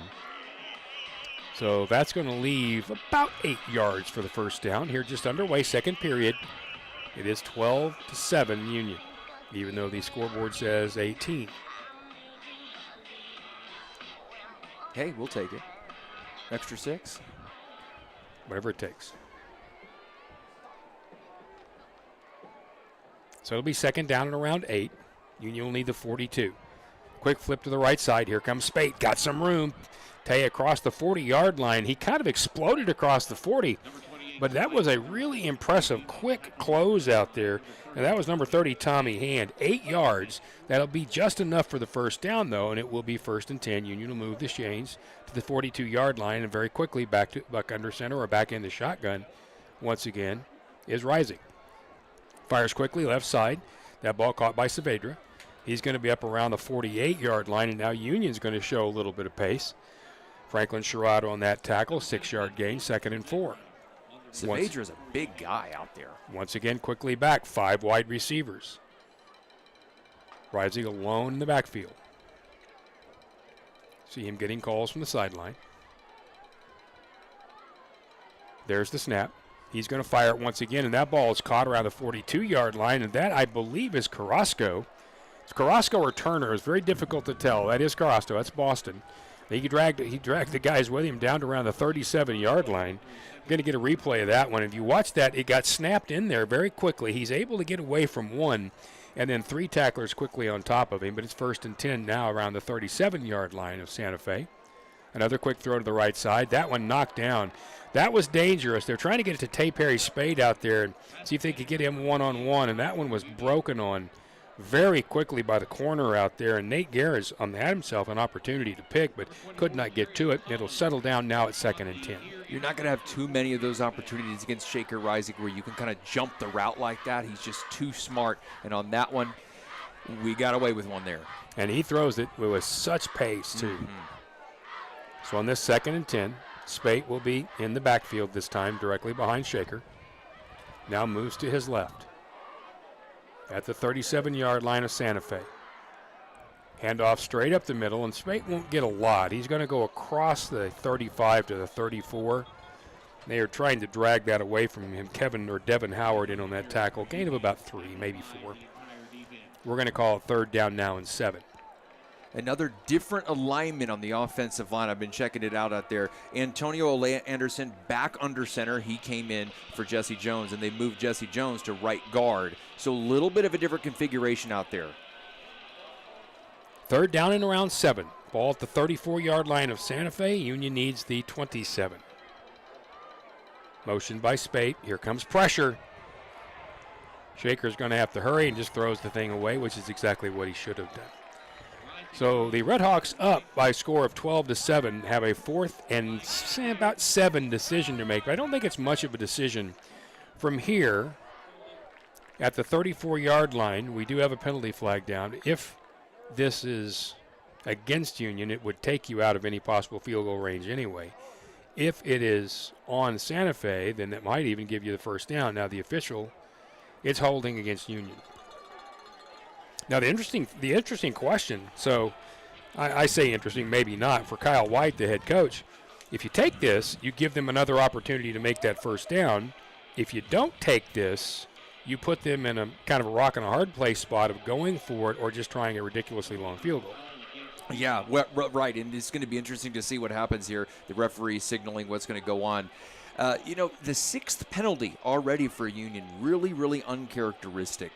After only having 3 penalties in the first half against Jenks 2 weeks ago, this is something you do want to clean up, and it looks like it's just going to go ahead and just back them up there. They're going to back them up to around the 44, almost the 44, 43 and a half, if you will. And so Union will go for it right here, or will have an opportunity, to make it a very makeable 4th down on this 3rd down and 15. They're going to toss this thing out. This goes to Turner. He's got some room at the 40, but he could not cut back. And give good credit right there to Malachi Davis. He was not going to allow the cutback. That got him about 6. So what you end up with now is a 4th down where really your only chance is, hey, we might as well go ahead and wing it. You're not going to punt it from here. So at the 38-yard line now of Santa Fe, Union will go for it. Yeah, and as good as Miles Davis is as a punter, you haven't seen a lot of the coffin corner sort of mentality. It's pretty much straightforward, 4th and 10, you're going. So again, they need the 27 of Edmond Santa Fe for the 1st down. Rising rolls, has time now. Here comes pressure, fires, and that ball is over the head of Stone Turner. And Rising is taken down as that ball was thrown. But he popped back up pretty quickly. Initially, he kind of pounded the turf there, and I thought, uh-oh, is he hurt? But I think he was just frustrated as that ball went over Turner's head, so that'll be a turnover on downs. And so now, after Santa Fe was very successful in their last offensive series, they take the ball with the opportunity to take the lead with a touchdown. Yeah, I mean, to me, this defensive possession for Union, it starts with just sound tackling, bringing down the guys. Don't let them get the extra yardage if you're Union. And, it was interesting on that passing route. He had Tay Perry Spate wide open underneath, but not for 1st down yardage. Shaker was going for that 1st down yardage pass, get beyond the sticks, just missed it. Let's see if Delgado and company is as hot as they were last drive. 8:55 to go till halftime, 12-7, Union up, but here comes Santa Fe. Hand off to Robinson, and he is just jumped as soon as he got the football. The first part of that tackle came from the outside, and that was from Josiah Hammond. It's a gain of about 2, and that's a really good job by that defensive front. Josiah Hammond, a guy that you're looking for if you're the coaching staff to make a leap in this game. In the first 3 games, not as much of an impact as you would have hoped. 6'5", guy coming over from Will Rogers. They're looking for him, I think, to have a big game here. So we'll call it 2nd down and 8. Delgado fires it quickly to the right side. It's complete at the 40, across the 45, and slung out of bounds right there. That was Hayden Van Pelt, who's a big receiver. He got him about another 5. And he was thrown out pretty quickly over there. Guy on that tackle was Oliver Smith, pardon me. And it's going to be 3rd down, and now we're going to call it 4. They're about the 44-yard line. They'll need the 48. Oliver Smith had an awesome game, huge pass breakup in the Backyard Bowl, just brimming with confidence. Robinson in motion. They're going to throw that ball in the middle. They're trying to throw it inside middle screen, and it was dropped. And, it was not a bad idea. When they took Robinson and flared him out, everybody went that way, and Trey Whalen had some room in the middle of the field, but dropped the football, and they'll have to punt it away. Yeah, I mean, that's what you're seeing them do with Casey Delgado. He knows he's getting blitzed. He knows he's getting free run by the linebackers. The Union's linebackers are almost getting home almost every time. Getting that quick pass out is part of the plan, just couldn't quite hit it. Alex Brannon will punt this thing away. J.T. Frederick back around the 27-yard line, so Union was able to dodge the bullet there. Number 2, Frederick, back to deep. Snap is high, but he's able to bring it down. That's a nice punt. High, but not terribly far. Frederick let it bounce, and it's actually going to take a Union bounce back around the 20-yard line. It hit more like the 17. It's going to be about a 36-yard punt, but it actually bounced backwards and took Union back almost to their 21-yard line. So that's where we'll have it right there. The Union offense will come back out. So that's an important 3-and-out. That's the first 3-and-out, I think. Well, maybe the second 3-and-out tonight, but a very important 3-and-out after that really nice drive by Santa Fe in the last quarter. Absolutely, and if you're Union's defense, holding to Demarius Robinson, we're halfway through the second quarter almost, holding him 5 carries, 12 yards, you've got to be just thrilled with that. And they haven't given him the ball an awful lot, which is a little surprising to me. So it's 1st and 10 for the Redhawks, leading 12-7 with 8:07 to go here in this first half. Quick flip throw out to the right is taken by Turner, and he makes one miss. Here he goes, 40, 45, 50, down to the 45, and he's going to be knocked out of bounds. I think they're going to say around the 42-yard line. Now, there was a number of Santa Fe players chasing over there, Trey Robinson, Raphael Slaughter, and Nate Gears, but it looks like the whole thing is coming back for a hold. Oh, goodness. 7th penalty if this goes against Union of this half, something that the coaching staff can't be happy about, because this is, what Jenks was doing 2 weeks ago that really cost him. And it's what we were talking about when the show began. We're saying, in these kinds of teams, this is when you tend to be sloppy. It's just a lack of focus in many cases, and it's not that the kids aren't trying to be unfocused. Sure. It's just different. That's not Jenks over there, right? That was a big game. That's not Bentonville over there. That was a big game. None of that's there. And next week you got Owasso. It's not any of those teams. And when you look at scores and you talk to people and all those things, no matter what your coaches tell you, it is easy to be unfocused in a game like this, and I'm sure that will be one of Kirk Frederick's points. He's a great halftime adjuster, too. I wouldn't be surprised if these get cleaned up after halftime. Well, there'll be some fanatical encouragement, yes. Yes. From the 19-yard line, it'll be 1st down and about 12. Rising, back to throw. He's going to fire it, got a man open, and that is complete across the 35, 37, around the 39-yard line. And that, again, is Turner. And, again, the coverage in there by Whalen. But he threw that ball from the right hash mark past the second hash mark on the right side. Look at the length of the throw. Now, that is the replay of the play before when Stone Turner got out. But you see not only even there you see a really nice throw, but you watched how far Shaker Rising threw that football. My goodness, that's impressive. 20 yards, and it's going to be a 1st down. On the corner out, going to the sidelines, you got to get it in right before it goes out of bounds. Just perfect. At their own 39 now. Union with a little bit of motion here. Saavedra. Snap of the hands. They're going to hand this thing to Schelling, and he just got swallowed. He's going to lose around 5 yards back to around the 35-yard line. And that was a really nice play once again by Tommy Hand, the senior linebacker. He's a bit of a fire plug, but he gets around. Well, and again, a different offensive line formation out there, some different players, some different guys get hurt. Jack Federline, his first game back. Guys still getting their feet wet here early who haven't been on the field a lot or haven't been on the field in a while this season. So it'll be 2nd and about 15. We'll call it 14. They're at the 35, and they need the 49. Davis back in motion. Clap of the hands, and here goes Reisig. He's going to throw that ball. Once again, it's going to go to Turner, and he's not going to get anywhere, maybe a yard or two. Could not get the second block that he needed, and Very nice and very quick job there on top of it by, I believe that was Anthony Caldwell who jumped out and made that tackle. So we'll call it a gain of 4, and it'll be 3rd and 11. And with 6:35 to go in this first half, Union, I think, Dave, would really like to keep the football. Yeah, and, the underneath screen routes, I mean, the route running is good. It's just they're being able – the defense is breaking through the tackles now of the wide receivers. They were, blocking well earlier, and now kind of breaking through. Rising, straight back. He's going to flip it to Tace Perry Spate. It's intercepted at midfield to the 45, to the 40, 35-30, 25-20, down around the 10, maybe the 12.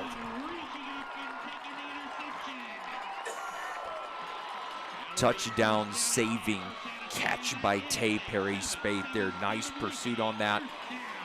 There was a penalty, it looked like, called. It was declined, and it is going to be, of course, Edmond Santa Fe's ball. Here's the replay. That is Trey Whalen who jumped up and made that play, and then as he takes off, as Dave was talking about, Tay Perry never gave up, and he might have been tackled at the 10. There was one other player in front of him, but Tay got him from behind and almost knocked that ball loose. So that is a big, big flip right here. Well, it's a huge moment for this Union defense, but remember, 2 weeks ago in the Backyard Bowl, how many times did Jenks make it to the 20? How many times did Jenks make it to the red zone, and the Union defense stopped him? That's what we're thinking about right now. 12-7 Union, 6:06 to go first half, and here comes a glittering opportunity for Santa Fe. Delgado hit from behind, fumbled, and is picked up, and here goes Union. Down the right sideline, can he get there? It's going to be a foot race, and Robinson, I think, is going to catch him, and he does around the 12-yard line. But that ball was knocked out very plainly and very quickly. It was picked up by Logan Haney. And Haney then races all the way down to, they're going to mark him at the 10, looks like a 70 or so yard fumble return on the play after Union had turned it over. Delgado did not realize he was being pursued. He was caught from behind by Tucker Cook. And that's when that ball pops out. And then Logan Haney did everything he could, but that's Demarius Robinson chasing you, and he's just faster. Yeah, the 5'9" running back running against the 5'9" linebacker, and that running back who's going to Arizona State next year was able to catch him up. But, hey, Tucker Cook, team leader in sacks this year. What a great year that he's had. And Cook, just a difference maker. Like we said, they're in the red zone. What are you going to do about it? If you're the Union defense, that's a way to respond. That is, that's a lifesaver right there for you at 12-7. You had a Santa Fe team here at halftime that were getting close to possibly leading the game, and that would have been big for them going into the half. Instead, Union will have it now, 1st and goal at the 10-yard line. Reisig will turn and hand to Schelling. He's up inside to around the 5. Nice block at the line of scrimmage by almost all of that group right there. Hand in there on that tackle once again. Not only him, but also Jacob Smith. Yeah, it's Jacob Smith, the defensive lineman, who got up very slowly. And he's still there. It looks like they're calling for medical down there. One of his teammates is. They're going to try to stay in, and the referee's taking him out, making him go. Part of that is he's got his shoulder pad flopping out right now, which is not legal, but he also took what looked to be a shot to the noggin. Yep. So he'll come out, and it'll be 2nd and goal. They're going to mark him at the 6-yard line. You know, this is so huge. I mean, 12-7, you started off on fire. Edmond comes back. Edmond Santa Fe comes back. Let's see how they respond. Again, Jordan Schelling back in the game. Team leader in touchdowns this year. They love Schelling at the goal line. And there's about every player Edmond has in the box right here, Santa Fe. Hand to Schelling, and that's, he's not going to get in. He's going to get down to around the 3. Nice undercut by Franklin Sherrod. Got about 4, and we're going to mark this thing down to, I think, about the 2. And it's going to be 3rd and goal from the 2. But, Union has gotten 8 yards in 2 plays from the 10. So, at this point, even though there's 8 or 9 in the box, I'd say just keep giving it to 24. I see Ringleb in there. I see Jack Federline, all the blockers. Miles Davis, all the big hog mollies up in there. They'll turn and hand it to Jordan one more time, and he will flip into the end zone for the touchdown. Nice hole opened up on the right side. Nate Gears tried to make a kind of a brave tackle there and launched himself at a thigh, but it wasn't going to work, and now Union does have an 18-7 lead with the extra point upcoming just before the half. You launch yourself low, trying to go low, right, and then there's no thigh there. It's just gone. He's flipping over your head. Great job by Schelling, 6th touchdown of the year. And just 3 straight hands to Schelling right there from the 10-yard line, and you're in the end zone, and hopefully that'll settle things just a bit. Litchfield on for the extra point. There's the kick. That ball is high, it's deep, and it's good.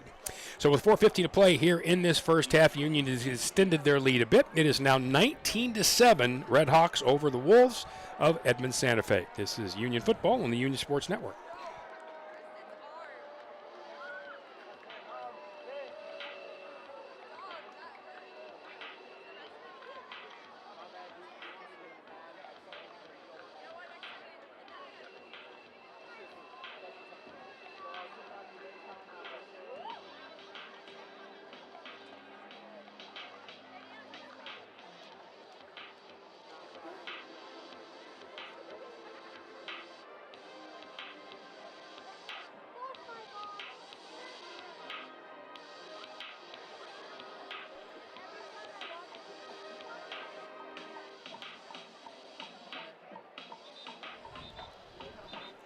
We're back in Edmond, Santa Fe, and Union here tonight. Rick Corey with Dave Davis. Jeff Johns on the field. We're going to get to him in a second. First of all, let's take a look at the touchdown again that was just scored by Jordan Schelling. 3 straight runs by Schelling. And if you watch that line of scrimmage, it's not only really nice zone blocking right there, but then Schelling noticing, recognizing where that hole was, and then saw he had a guy coming to undercut him and just kind of jumped around him and out of his way, Dave. He's so good with gaps. He's going to go inside. He's going to find that A gap, but he can also get outside, and we've seen that in the early games. His overtime touchdowns, his fourth quarter touchdowns, he's just really good at field awareness. Litchfield on to kick once again, and this one's time it's going to be returned from about the 4-yard line up to around the 15 to around the 20-yard line, and then just smoked. Holy cow. I mean, smoked. Union came down and just, I think everybody on the kickoff team had a shot at Whalen right there. They're going to take it back to around the 20-yard line. Let's get down to the field and Jeff Johns. Well, guys, that turnover could not have come at a more opportune time for the Union offense because there was some discord on the sideline, a little bit of upsetness due to the way that things ended on that last drive. And they've got new life now because of that turnover. Yeah, and that kind of thing can happen once again in a game like this, and you just hope that kind of settles it. So with 4:37 to go in this first half, Union now up 19-7, and it will be the first down for Santa Fe on their own 19-yard line. Delgado will turn and hand the ball to Robinson. He pops to the outside. Boy, he is dangerous. Across the 25 to around the 26-yard line. So he gained 8 right there and shows you how quickly he can do that. Now, there was a nice tackle in there by Amon Herring, but I'm telling you, that kid can scoot. Yeah, Amon Herring now in at middle linebacker for Sorrell Smith. They'll hand off to Robinson again, and again, he had one tackler that he just got away from, and he pops it up to the 38-yard line. It was Amon again who was in on the tackle, but that's 12 more yards, and Robinson's starting to churn a little bit here. Yeah, he was only 5 for 12, and now he's already got plus 20. You can only hold down guys like Demarius Robinson so long, typically. Union with 3 down, 3 linebackers. Now Delgado's going to fire it, and he does, and that ball is caught. That's a really nice catch at the 45-yard line by McCurry Johnson. That ball was very high, and Johnson was there to catch it. And Oliver Smith was right on him, but that's a nice 7-yard gain, and it'll be second down and 3. Corey Johnson, also the backup quarterback. Watch for any trick plays they might have up their sleeve with him. Yeah, he's also a holder on punts and kicks and things, so watch him there. Once again, Delgado is going to fire it. That ball is almost intercepted. What a break on the ball in there.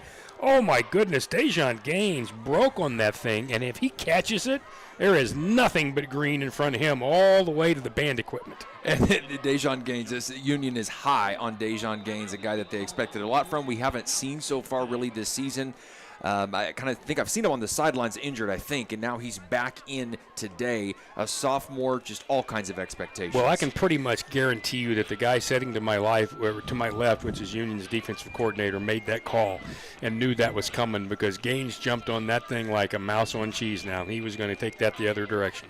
It's something that you can take advantage of. As a quarterback like Kayson Delgado, you're down 12. You just fumbled it for the second time. You're maybe going to get a little aggressive, a little keyed up. You can take advantage of that aggressiveness and jiu-jitsu them on defense and jump routes like that because you know they're pressing. Delgado, if you watch him, Kayson, he's gotten bigger, there's no question. Remember, this kid can run, too. He's very athletic and he's fast, but if you watch his release, it's a very low release. He brings the ball from way down here to bring it up and flip it, and it creates a very slow release, too. So if you see an out route or a break pattern or a smash pattern, as they call them these days, that it gives you an opportunity to pretty quickly respond. Whereas if you're watching Shaker Rising, it comes from near his ear so quickly, you just don't have that same kind of opportunity. Yeah, it's from his ear, and it's a 1.5 second release time. It's really hard. Third down and about 3 here for Edmond Santa Fe at their own 45-yard line. They're going to hand off to Robinson, and he just got there. He did get to around. They're going to mark him all the way to 49. I think that might be about a half a yard generous, but all right. J.T. Frederick in on that tackle right there, and it's 1st and 10 for the Wolves. This drive is more what we were expecting, that kind of 27 yards, 27 carries a game sort of thing for Robinson. Straight back for Delgado. He's going to fire middle of the field. That ball's caught by Whalen. Got away from 2 men. Here he goes around the corner. He's at the 30, at the 25, at the 20. Can't get any help, though, and he's pushed out of bounds over there by around maybe the 17-yard line. That's Carrasco, who's out playing a little defense as well. Actually, pardon me, they knocked him out of bounds more like the 17-yard line. So that's a 34-yard gain, and that is Whalen who made the initial move. When he caught the football, there were 2 Red Hawks right on top of him, and he just stepped around both of them.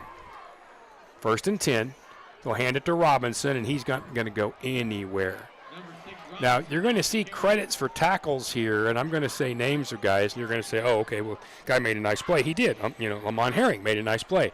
It was a defensive lineman, and I couldn't tell which one on the right side, that drove one of those offensive linemen all the way into the backfield and bumped Robinson into other Union players. So that is true team defense. Could have been to Josiah Hammond. He's a big guy, pushing people backwards, 6'5", about 230. 2nd and 10. Once again, ball at the 17 of Union. Delgado fires it right side. Once again, Whalen makes a catch and once again gets away from one person. He got down to around the 13-yard line, gain of about 4. When he made that catch, one of the Union players was right there, and I mean right on top of him, and I think that was Rayon Williams. And he flipped, turned that thing quickly, and got inside him. I'm telling you, Whalen's a player, too. This young man has made a couple of really nice receptions here tonight. Coming into the game, from what I'd seen, it looked like maybe number 2, Ty Amos, was going to be one of their go-tos, wide receivers. But, yeah, Whalen is having a whale of a game, and you're really seeing with Delgado now as Union took a timeout. They have 2 left. You're seeing with Delgado now, they're really calming him down. We're not going deep. Everything's short and manageable. A couple of scores from around the state. I think we're all watching this one as district play begins. Jenks and Bixby. This one's out in Bixby, and right now, if you were ever going to try to either get a table at a restaurant or rob a bank, it's the time because everybody's at the stadium. And I'm really not suggesting that second thing, but I'm just saying. It's a hypothetical. It is very much so, yes. Thank you for that. It is 7-7 in the second quarter, so it's as good as we all thought it would be. Broken Arrow and Owasso are in the second quarter. Owasso leads that one right now 8-0. Union will be up to play Norman North in a couple of weeks. Let's see, I see Norman score on there 13-0 over Edmond North. And then one other score back at the top. Let's go back the other way, Richard, and that is Moore leading Mustang 9-7. I don't see anything else from North might be off tonight. So it's 3rd down and about 8 for Santa Fe. Edmond Santa Fe trailing 19-7 with 2:33 to go here in this first half. They are at Union's 14. They need the 7. So it's 3rd and 7, and there are flags flying as that ball is snapped, and that's going to be an illegal procedure, a movement against Santa Fe, and they will back themselves up 5. That was a big, big call. Makari Johnson would have been wide open on the right side. It looked like he was a little bit outside the coverage. He was lining up, and it just looked like he was about ready to call for the ball. Big, tall guy. Union got fortunate on that one. So they'll mark it back around the 19-yard line, and they're going to need the 7. So we're looking at probably something along the lines of 12 yards. Delgado's going to have to hurry. Here comes pressure, and it won't matter. That pressure got there. Tucker Cook took him down back around the 26-yard line. And that is going to mean that this is going to be a real kind of a quandary for Santa Fe. Now, their special teams have 0 stats. We don't have any idea what anybody's done in special teams. You can't find it. So we don't have any idea if they even have, we know they have a guy who kicks off. We don't know if he's ever attempted a field goal because it's not listed anywhere. At this rate, they're not going to care. They're going to go for it on 4th down. With the ball at the 26-yard line of Union, needing Union 7, here we go. Delgado fires to the right side, and it's intercepted around the 15 to the 20, 25, 30. Cutting back inside at the 25 and still on his feet, still running. This is Oliver Smith. Oliver now at the 50. Here he goes. He's at the 40, at the 30, cuts back again. He's got a convoy. No one's going to touch him, but there is a flag. There's a flag at the 38-yard line. Oliver Smith, once he got back across the other side of the field, picked up a bit of a convoy around the 35-yard line, and I saw one block there. I thought, right. And that's the one. Yeah. Was that Carrasco blocking downfield? It looked like the whole crew was out there. Everybody in a black helmet was blocking downfield. They were everywhere, but somebody just kind of got a nudge from the side.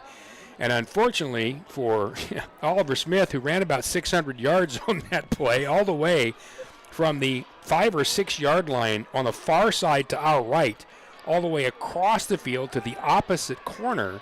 Let's take a look at the replay here. You'll see when Delgado throws it, he threw it right to Oliver, who cut right in front. Now he's going to cut back to the right and pick up a huge group of Union blockers. There's a block there. You're kind of thinking, oh, that's okay. That one was not the one. That's the one they caught him for right there as he shoved him. You could even make I think you could make the case that was a shoulder pad side. Yeah, and you could also make the case that it was a key block that needed to happen or else he was going to be gone. And, you get the call, but you still get the interception. Yep. Oliver Smith has been this close. He has been this close so many times to getting an interception this year, and it's good to see him out there reading that route and just play the ball beautifully. What a run. I mean, he got out to the 40 before he even needed a block. He was that fast. And then he was able to break 2 tackles right there around the 25-yard line. And, that call right there is one of those where if it happens against your team, you're mad. If it happens for your team, you're absolutely certain it was a block in the back. I think that was a 50-50 call. And really, that block may have needed to happen and maybe not. I'm not sure he wouldn't have outrun him anyway. Anyway, it doesn't really matter because the ball is now going to be at the 35-yard line of Santa Fe, with Union leading 19-7 and a minute 32 to go in this first half. So what's nice about this is the referees are still talking to the coach. What's nice about this, on the flip side, you don't get the touchdown, you don't get the pick six, but you have 1:32 left, 2 timeouts, and you can go ahead and run the clock down and get another score. Mm-hmm. You could still go into halftime up 3 scores. And that's going to be the goal here. And the white hat is going to come out and say something, and then we're going to go ahead and play this football game. I'm sure Coach Fred got his point across. Yeah, Coach Fred's been having some conversations. Most of those I wouldn't call them conversations. I'd say they're pretty one-sided, but sure, yeah. Got a diamond formation right side, quick toss out there to Perry Spade, and he's just not able to get away. They tried to get the 3 blockers in front of him, and as soon as that happened, Santa Fe reacted, and the first guy out there was big Isaiah Thomas, or Jimmy Payton. He's a big guy who plays some tight end, also plays some defensive line. He brought him down for a 1-yard loss. It'll be 2nd and 11. Quickly back to it. Toss left side to Perry Spate. He's going to cut outside, makes a nice move at the 30, is able to skip around a guy, but there's yet another flag, and they're going to get Stone Turner right there for either a hold or a block in the back.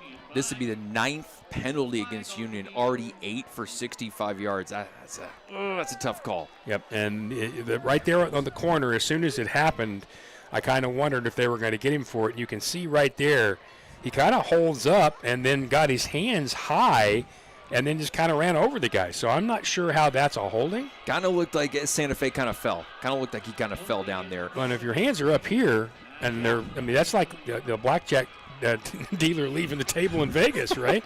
You got the hands up high. I'm not quite sure I saw that one, but all right. Maybe they called it a T-bone collision. You just got to remember you're on the west side.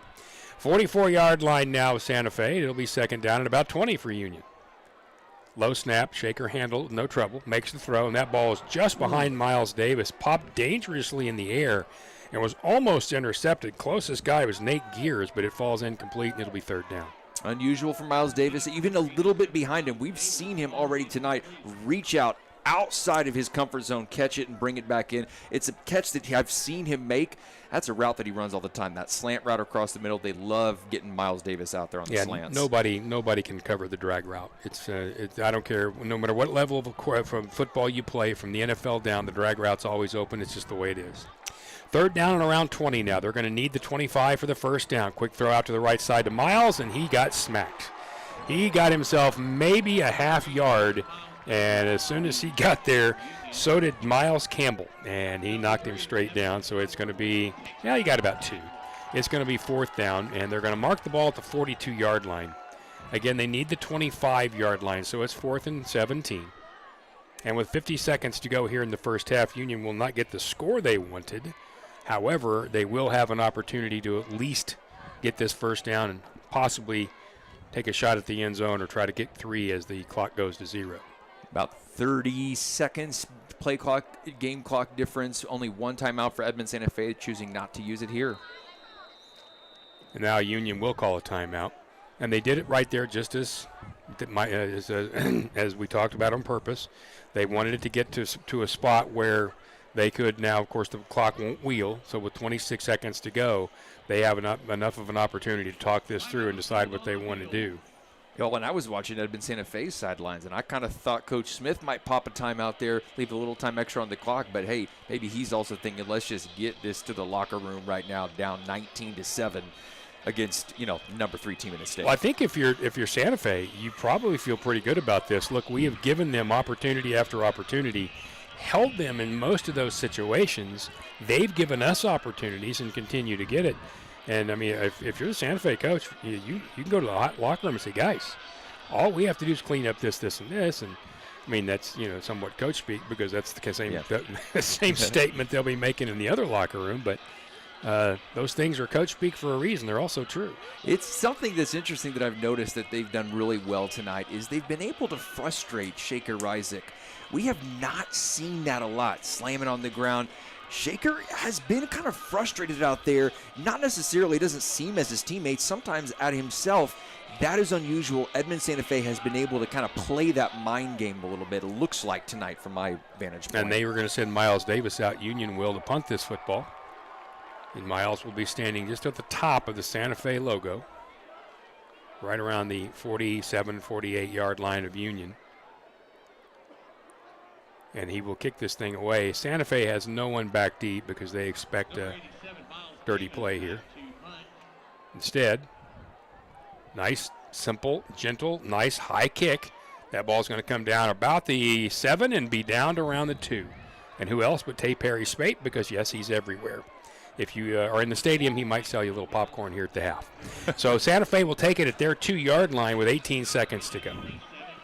Well, now you force them to do the kneel down, right? I mean, if they would have got the ball, if they go for it on 4th, Union doesn't make it, Edmond Santa Fe, now you try to go down the field if you're Edmond Santa Fe. But that punt, again, special teams, the difference, 43 yards a punt last week for Miles Davis. That makes all the difference. Now it's a kneel down. There's no chance you're doing anything if you're Edmond Santa Fe. Well, they could probably try to throw it deep once, but you've already given up what should have been a touchdown and an interception earlier that was called back by a penalty. So if you were to throw another one of those, you could be catastrophic again. So, yeah, I expect something like a kneel down, but I don't think they're going to kneel because Casey Delgado's in the end zone. He's fumbled twice as well today. Well, that would be a safety, so I think they're going to at least try to get it out. They're going to hand it off to Robinson. And you know what? That's just as good a plan as anything else. He got forward to around the 8-yard line before the tackle because that young guy pops one, look out. I mean, he can go and will go, and this instead will end up being the half. So we played it pretty quickly. I wouldn't say we played it terribly cleanly, but we did get here. It is 19-7, Union leading Santa Fe here at the half. We're going to let you have a chance to watch the bands and some of the halftime that goes on here, and then we'll get back with you with some stats later before we begin the second half. Union 19, Santa Fe 7 here at the half at Union and Edmond here at Edmond Santa Fe Stadium.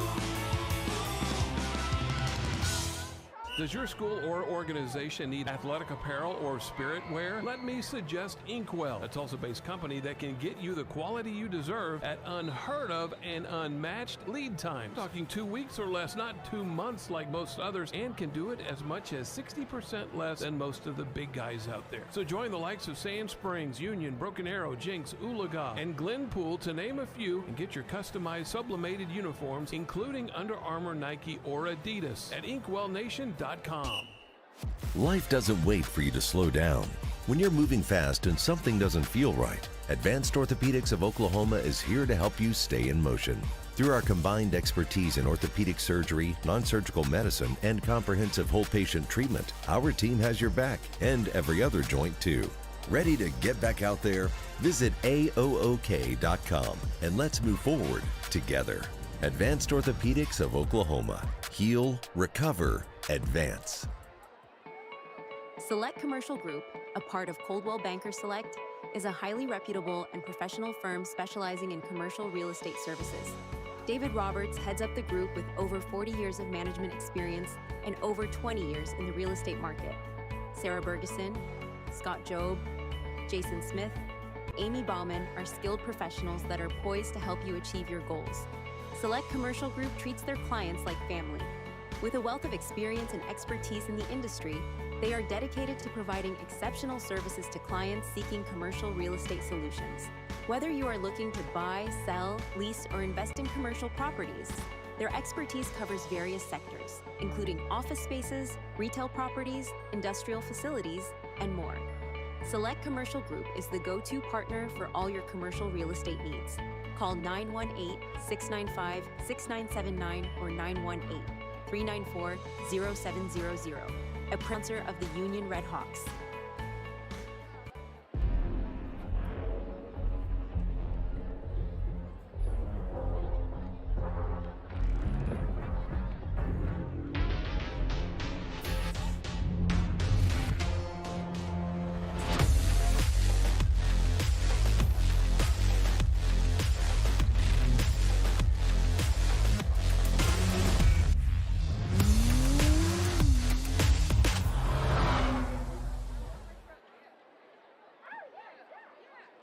Hello, Tulsa. Shields All Sports Store is opening October 19th at the Woodland Hills Mall. Join us in the parking lot for the grand opening party at 7 a.m. with doors officially opening at 9:30. Step inside to the ultimate retail experience. Shop your favorite brands, meet our Shields experts, and enjoy entertainment like a Ferris wheel or Fuzzywigs Candy Factory. Whether you love the great outdoors, sports, or fashion, Shields has something for you. Join us for Shields grand opening on October 19th.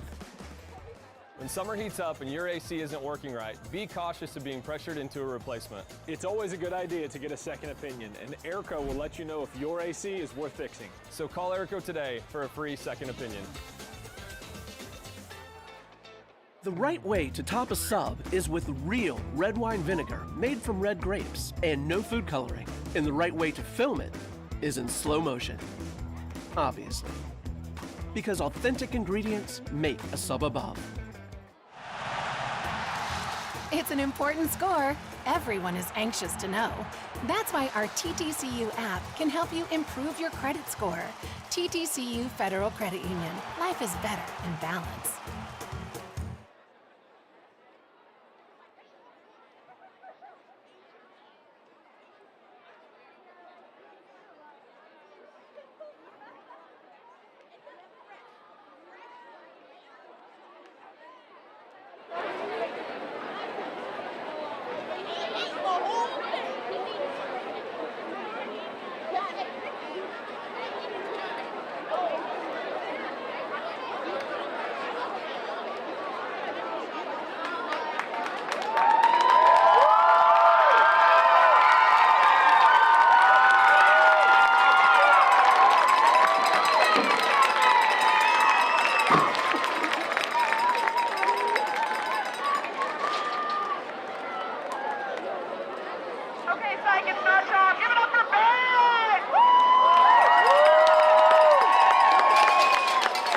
Ladies and gentlemen, the cheer and pump performance will be after the band.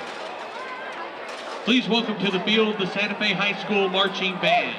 This year's show is entitled the first circle. The band is under the direction of Dane Romano, Andy Heights, Victor Janor, Tony Romano, Malik Copper, Madeline Romano, Kara Calhoun, Allie Waymiller, Alex McDaniel, and Matt Tyler, with assistance from Mike Anderson, Becca Anderson, Louis Norfleet, Jeffrey Capone, and Rob Sullins.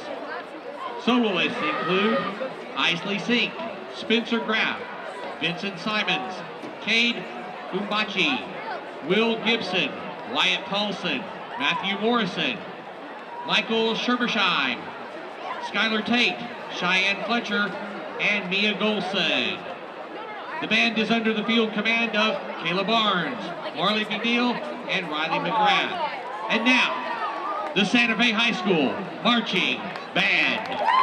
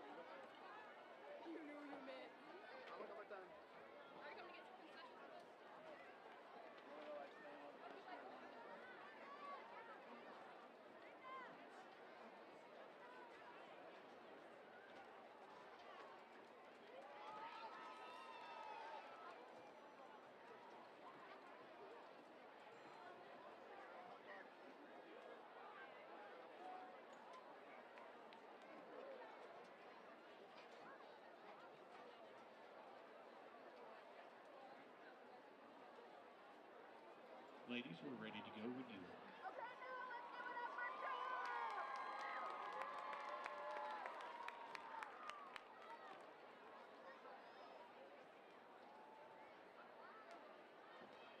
Ladies and gentlemen, we'd like to direct your attention to each side of the Santa Fe logo on the 40-yard line. Santa Fe is proud to present Varsity Cheer and Palm, also known as Chom.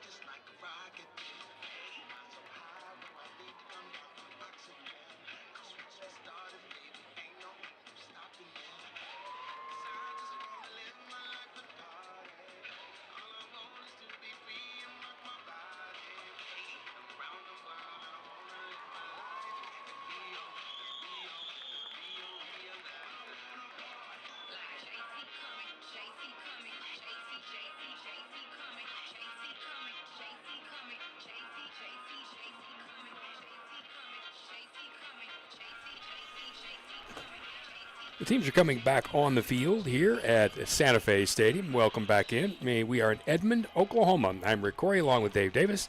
Jeff Johns on the field. We've got, of course, the cast of thousands here in the booth around and with us here as we continue what is a 19-7 game right now. Union leading Edmond Santa Fe. And Dave, I'm looking at some of the halftime stats. Before I do that, though, I have to say, could we be at the only high school game in the last 10 years that actually starts when the halftime clock ticks to 0? Where it's actually accurate on the scoreboard. I don't know. It's amazing. They've done a lot. You've seen a lot on the Yes, halftime, and they have done it very efficiently. They've done it in a hurry. As a matter of fact, the teams normally don't even come out until there's 0 on the clock, and they'll put an extra 2 minutes up.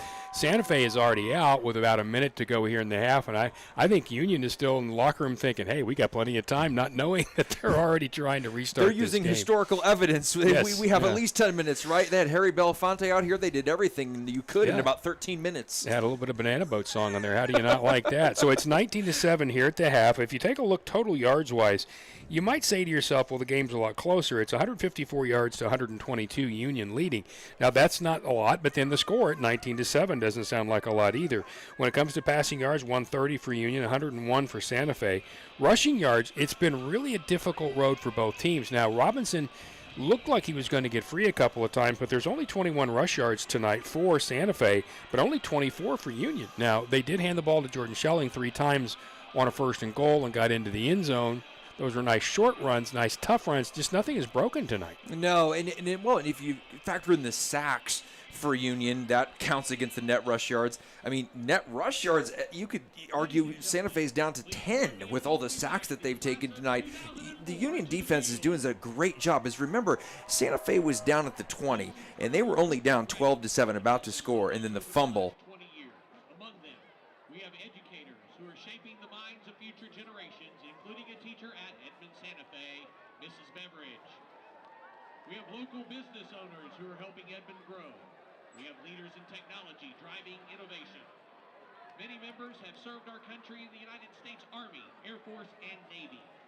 We are proud to count multiple doctors, nurses, and lawyers who are making an impact on lives through their work in public health and policy, as well as an Edmond Public Schools Associate Superintendent, shaping and guiding education right in our own backyard. And let's not forget one of the most important roles of all, being a parent and raising the next generation. Thank you, class of 2004, for continuing to represent our school and our community and embodying the values of what it means to be Wolves. Ladies and gentlemen, the class of 2004.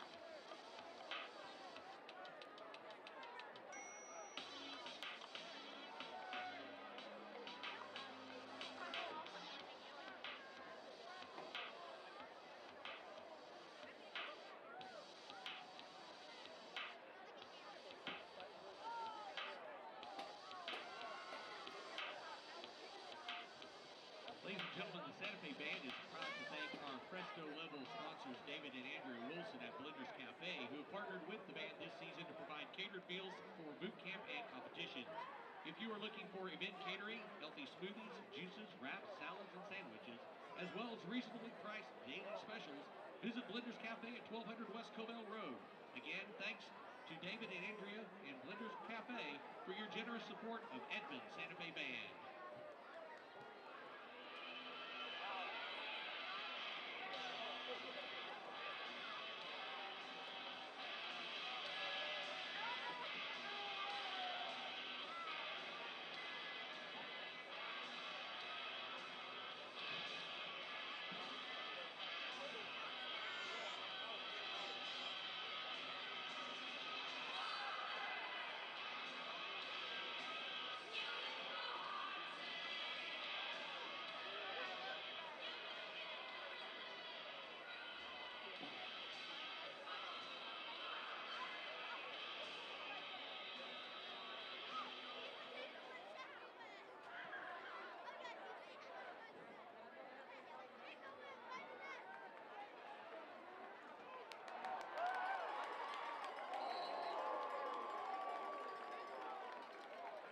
number 19, Trey Whalen, meeting business on the return.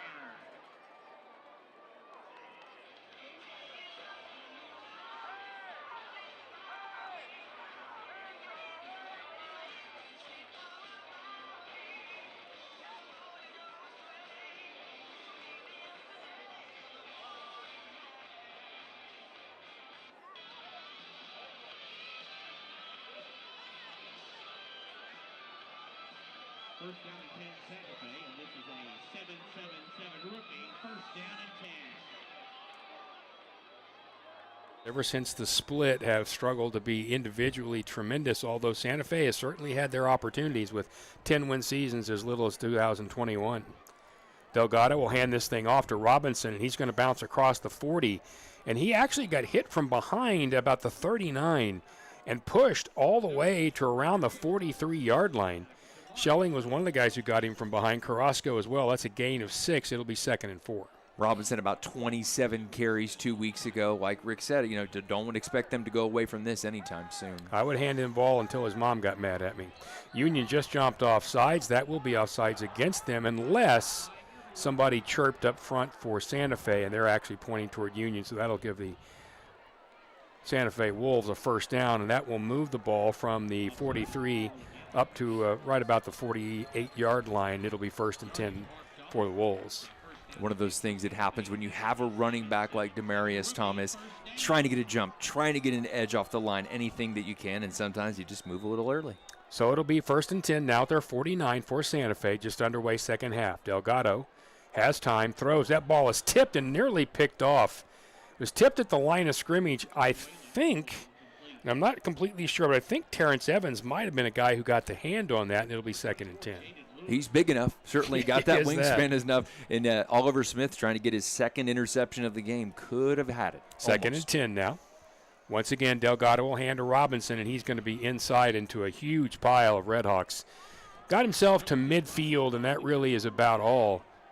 And, you got to see, a lot of guys out there you don't normally see. That was Logan Rowe, the big defensive lineman who came off the bottom of that pile. 3rd down and 8 now. From midfield, they'll need the Union 42, the Santa Fe Wolves, for the first down. Robinson in motion. They're going to try to run the screen. They do. They get it completed around the 45-yard line and down right there. They lost right there, and that was a tremendous job by Jose Gonzalez. Gonzalez saw they were trying to set up the screen, and as soon as that ball went over the top, he was right there to wrap up that player by the feet, and that is going to be a punting situation. And if you watch here on the replay, you'll see, watch the offensive lineman allow people to run by. Actually, we'll get the replay a little later on. I think Schelling tipped that, too. Yeah, somebody, I think, had an opportunity to do that. Alex Brandon on to kick the thing away, nearly blocked, but he did get it away. It is caught around the 21-yard line by Frederick, and he's taken down, or pardon me, I think that was actually Stone Turner, and he's taken down right there. So they'll mark it probably at the 21 or so, and it'll be 1st and 10 there for the Redhawks. Yeah, just planted his foot. He caught it, didn't gain anything, but it didn't go backwards either. I think you'll take the 21 on a nice punt like that. So they will leave it there, and with 10:15 to go in this third period, Union 3 and out Santa Fe to begin this second half. That's a half a possession you got back right there. That's a big opportunity for this defense. Now the offense, let's see what they can get done. Shaker Reisig will bring them back out. And as Dave said, I think there's a little frustration to break that passing game open. Let's see how they approach it. Risey's going to hand off to Perry Spate, left side, and he had very little room. Really good job on the corner right there by Jacob Smith. He got nothing. Smith turned him back inside to a group of other Santa Fe Wolves coming that direction, and we're going to have 2nd and 10. Something to keep in mind this year with the second half and the 2 overtimes that we've had, Union has really poured it on, being outscored 24-35 in the first half this year, but they've outscored opponents in the previous 3 games 48-31 in the second half. See if they can pour it on a little bit here on this 2nd and 10 from their own 21-yard line, leading 19-7. They'll bring in all the receivers tight. Now motioned by Carrasco. They'll pitch it to Boston on the right side, and he got across the 25 to the 26, maybe the 27, and he was pulled down right there. And once again, young guy out front, Franklin Sherrod, who's made a bunch of tackles tonight. Got him about a 7-yard gain, maybe a little over 6. We're going to call it 3rd down and a long 3. Vast majority of their plays tonight on offense, they've sent a man in motion. Look for them to continue to try to get Carrasco involved, get him in space. Tate Perry Spate lined up to the left of Shaker Reisig on this big third down and almost 4. If you hear Union crack the 31, they'll have the first down. Quick throw to the middle of the field, and that ball was tipped and knocked down. We're trying to get that ball to Miles Davis, but it was kind of a low throw. And the ball hit off, I think, like just maybe the shoulder pads or helmet off somebody. Well, it looked like Antonio Olea Anderson, the center, ended up on the ground. So I'm not sure. Maybe it deflected off of there. Well, in those situations, on a very short throw like that, most offensive linemen will just dive for the feet of the other guys to get their hands down. And it looked like maybe that ball came off so low that it actually bounced off somebody right there. So it'll be a 3 and out for Union. So Miles Davis will be back at the 15-yard line. Whalen is back deep. He's a very dangerous return man. Great kick. Ball is up, and it's going to be taken around the 32-yard line. Whalen had to call for a fair catch right there. That is good for 36 yards and no return. And so we've had 2 3 and outs, and with 8:51 to go in this third period, Santa Fe will have another shot. Santa Fe has been doing a good job so far taking away the short and intermediate game that can kind of get a quarterback like Shaker in rhythm. So that's maybe why you see him a little bit out of sorts. But the flip side of that, as we know, that can open up deep routes. If you're just taking away short and intermediate, look for that as we continue here in this third quarter. We'll see how they respond, they being, of course, Santa Fe at this point. Trailing now 19-7 with 8:51 to go in the third period. Delgado and his offense not had a lot of big opportunities from our own 32-yard line. They'll fake and throw it to the left, and that ball is knocked down. A tremendous job in the backfield so quickly was Tucker Cook. And he went up over the top and whacked that football, and Delgado is down. And I can't tell if he's holding his ribs or maybe an arm or hand. The ball was knocked down almost immediately by Cook, and then there was a huge pileup right there, and Delgado was one of the guys in that pileup. The offensive line really has not been able to hold up for Edmond Santa Fe. They've had a lot of free runs at Delgado. This is the second time he's gotten up slowly earlier in the game, and this is the second time he's been on the ground, but this time obviously more extended here. Yeah, he hasn't. I mean, he certainly moved initially, so I'm not worried like that. But take a look at the replay here. You're going to see Cook get up in the air quickly and bat it, and then 2 players kind of jumped at the same time, and Delgado was the guy who kind of was in the middle of it like a sandwich, and he got popped pretty good. Maybe took a helmet to the forearm. It is kind of hard to tell, but boy, you just hope that this young man is okay after just taking a pop, and he just saw the whole world closing in on him there. Yeah, he sure did. He's sitting up, so he's talking. But again, I couldn't tell whether he got like an extremity hurt or if that was a situation where maybe a bunch of guys landed on him and knocked the wind out of him. And we saw this somewhat last year with Union, coming in for the injured Shaker Reisig when he was out Union last year. He took some pops, and especially as a mobile quarterback, he'd kind of like to get on the outside. He took some hits, some pops last year. He's obviously put on some muscle. So this is a tough young man, and if he can get back out there, he will. Well, especially against his team, his old team. Yep. Again, if you don't know the story, Casey Delgado lived in Edmond as a young boy. He was an 8th, 9th grader, and he was driving to Tulsa to watch Union practice. He was actually watching practices. Then he transferred and became a Union player. He played against Edmond Santa Fe last year for Union when Shaker was hurt, and then in the offseason decided to transfer back here. So his story has been back and forth between Edmond and Union, but both these teams obviously mean something to him, so this is a pretty special game. Yeah, somewhat surprising to me. I know that I was kind of expecting him to still be on the team. Then we had that preseason meeting in August. I kind of looked at you when we were told that Delgado had transferred to Edmond Santa Fe. I thought, wow, that's a big deal for the Wolves to get a quarterback like this. The training staff, of course, still out there. He'd been under duress tonight. Helmet off. Yep, holding the left side of. When he first rolled over, that's what I couldn't tell if he was holding that. And, sometimes in the way he's walking, it's a shoulder they don't want to move. But this looks like maybe somebody landed on a rib. And if you've ever had a cracked rib right there, and that's pushing in, oh, boy, that is painful. I'm fortunate that I haven't, but I know it doesn't matter what level of quarterback and how tough you are. That is extremely painful. Well, and you'll notice right there at that moment, somebody was trying to put his left arm over their shoulder, and he took that arm back down. If you have an injury right in there, the last thing you want is to lift that arm. That soft tissue in there, that hurts.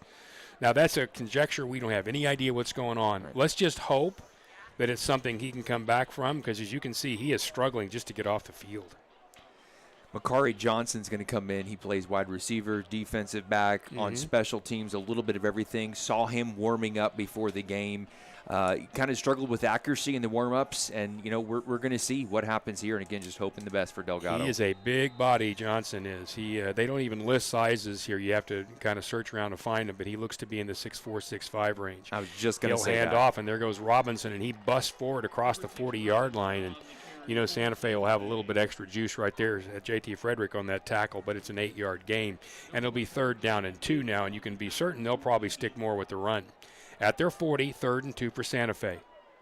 Hand off again to Robinson. Jump cut to the side, makes one guy miss, and did not quite get the first down, but you got to give that young man credit. He should have been down around the 40-yard line.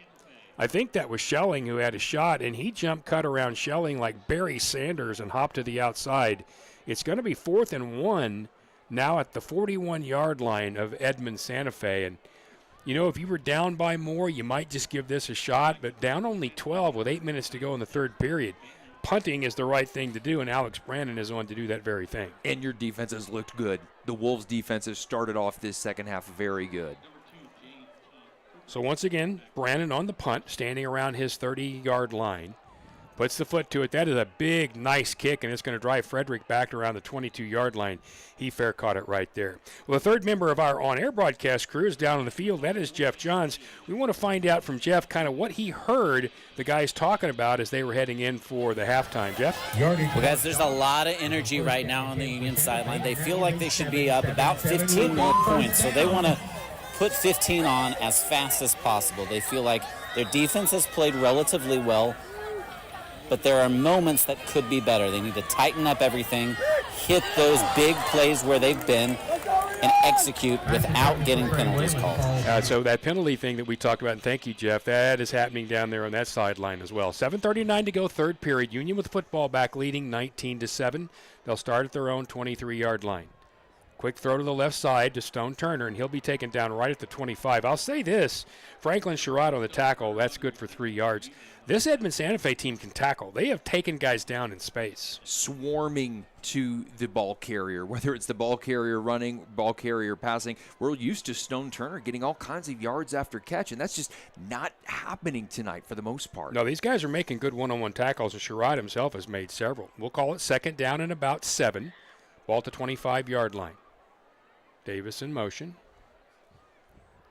Shaker, plenty of time. He's going to go deep down the right side. He's got Turner out there, but he overthrows it. And Turner, a little frustration at the end. There's a flag out there. But Turner was being covered out there by Franklin Sherrod, and they were doing a little bit of hand fighting. And at the end of that, Turner, you could tell a little frustration, just shoved him. Now, the flag came down where it could be, likely defensive holding, but you just don't know. We'll see what the white hat does say. It is pass interference. That's huge. Well, and they're really pressing Stone Turner, a little bit of man. They've done the tape study. They know he has 254 yards in just 2 games, so they're trying to take him out of it, opening up, I think, opportunities for guys like Carrasco and Saavedra potentially to really get involved. By the way, Richard Johns looked it up, and Sherrod has 9 tackles already. Franklin Sherrod, that young man's playing well. 1st and 10 for the Redhawks now at their 40-yard line. Hand off inside, and there goes straight forward across the 43-yard line with Schelling. Bit of an explosion right there. Nice job. And you're going to see several guys. As a matter of fact, one player, and they've got another flag down in the backfield, by the way. One Santa Fe player got up, looked down at Schelling like, I'm not sure I want to help. But then he did. He reached his arm down, grabbed Schelling, and helped him get back up. Part of that tackle in there by Jacob Smith. Another unsportsmanlike. That's a big call against Edmond Santa Fe, calling the unsportsmanlike penalty. Edmond Santa Fe, after really not being penalized in the first half, a couple big ones here going in Union's favor. And I wonder, I didn't see exactly how that one occurred because we saw the flag after the play was over. Right. It was dropped more in the front. It was a face mask apparently, so it was the face mask penalty, which you can kind of understand.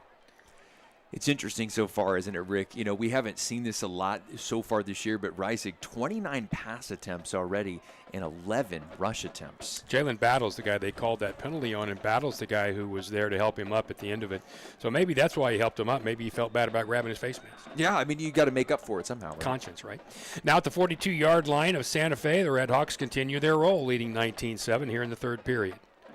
Reisig going to hand off behind him, and that's going to go to Tay Perry, and he got hit at the 42, and he broke the tackle of Jacob Smith and was able to still get forward for about 3 down to around the 39-yard line. And credit Tay Perry Spate right there. He should have been down for a 1-yard loss. That's what you love about these low center of gravities, guy. They are so good on 3 and 4 trying to just crawl for extra yardage. Nobody in the backfield right now with quarterback Shaker Reisig looking a little bit lonely back there. There's the snap. Here comes pressure. Fires it deep. Got a man out there. That is Turner, and he makes the – no, he dropped it. He dropped the ball at the 12-yard line.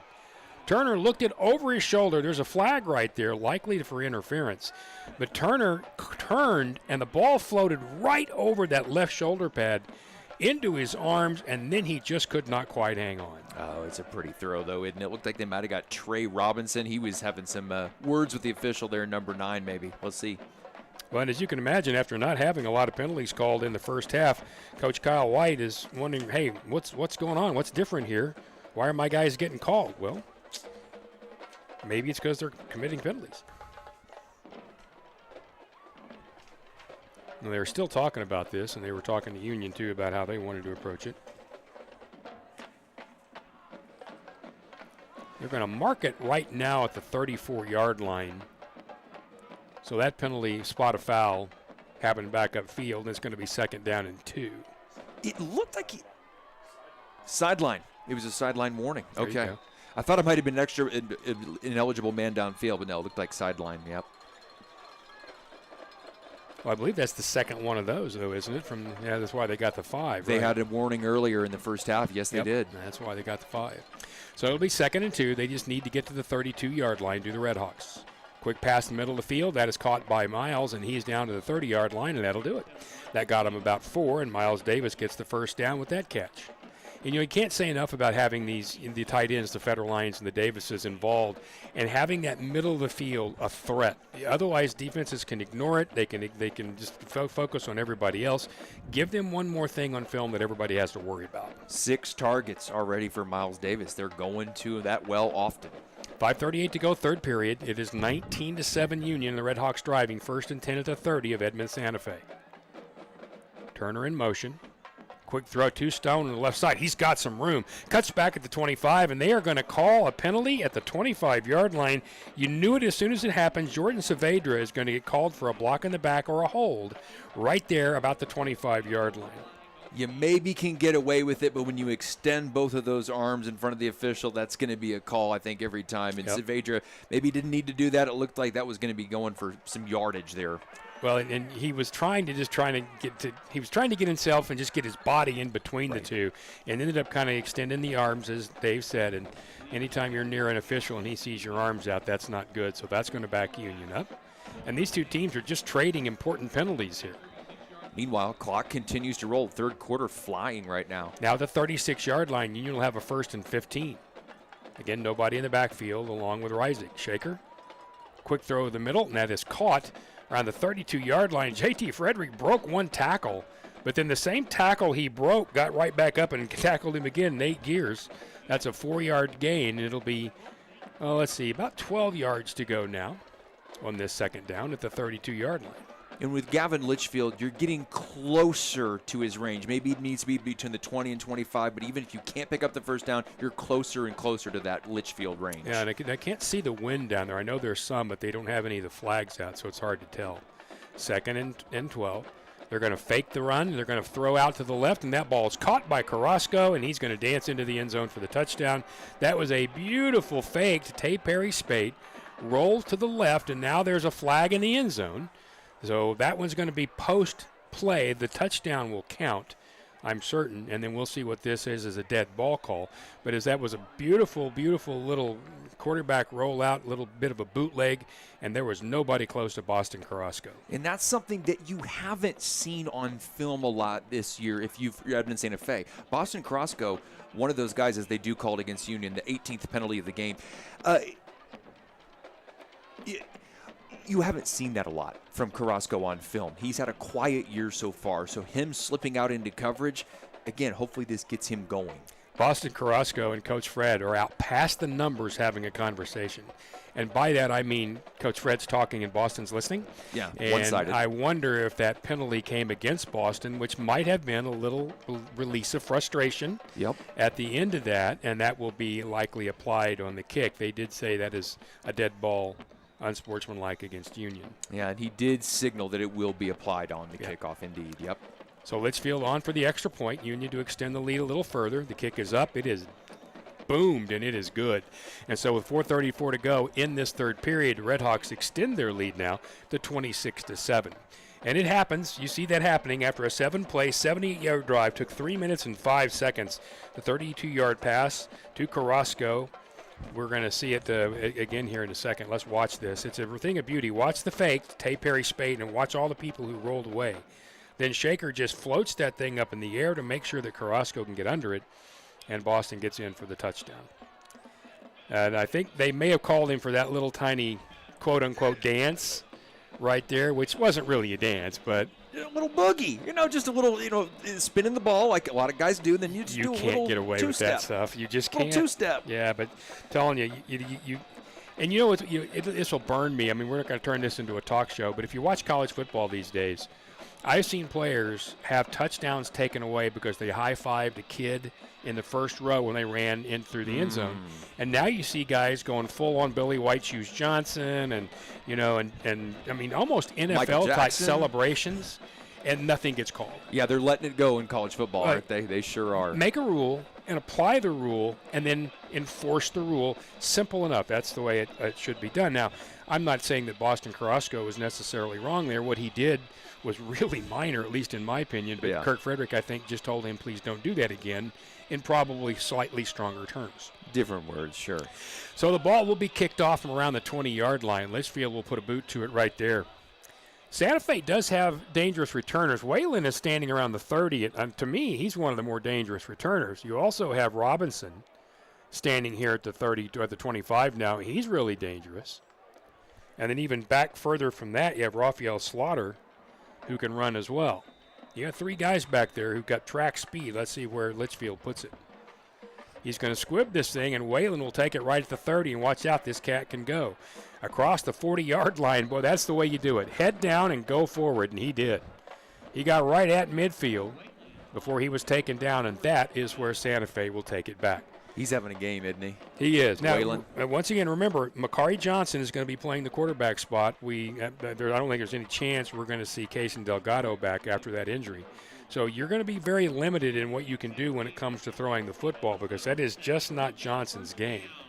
Oh, there he is. Cason Delgado is back out there, and I'm shocked. I don't know about you, the way he left the field, I'm surprised he's still at the stadium. I mean, the ribs, he couldn't even lift his left arm. We'll see if they just go ahead and just keep handing it to Demarius anyway. He had 27 carries in his last game. Well, I've been wrong many times, and I was just right there. They're going to hand it to Robinson here, and he's going to pop across midfield. Gain of about 1.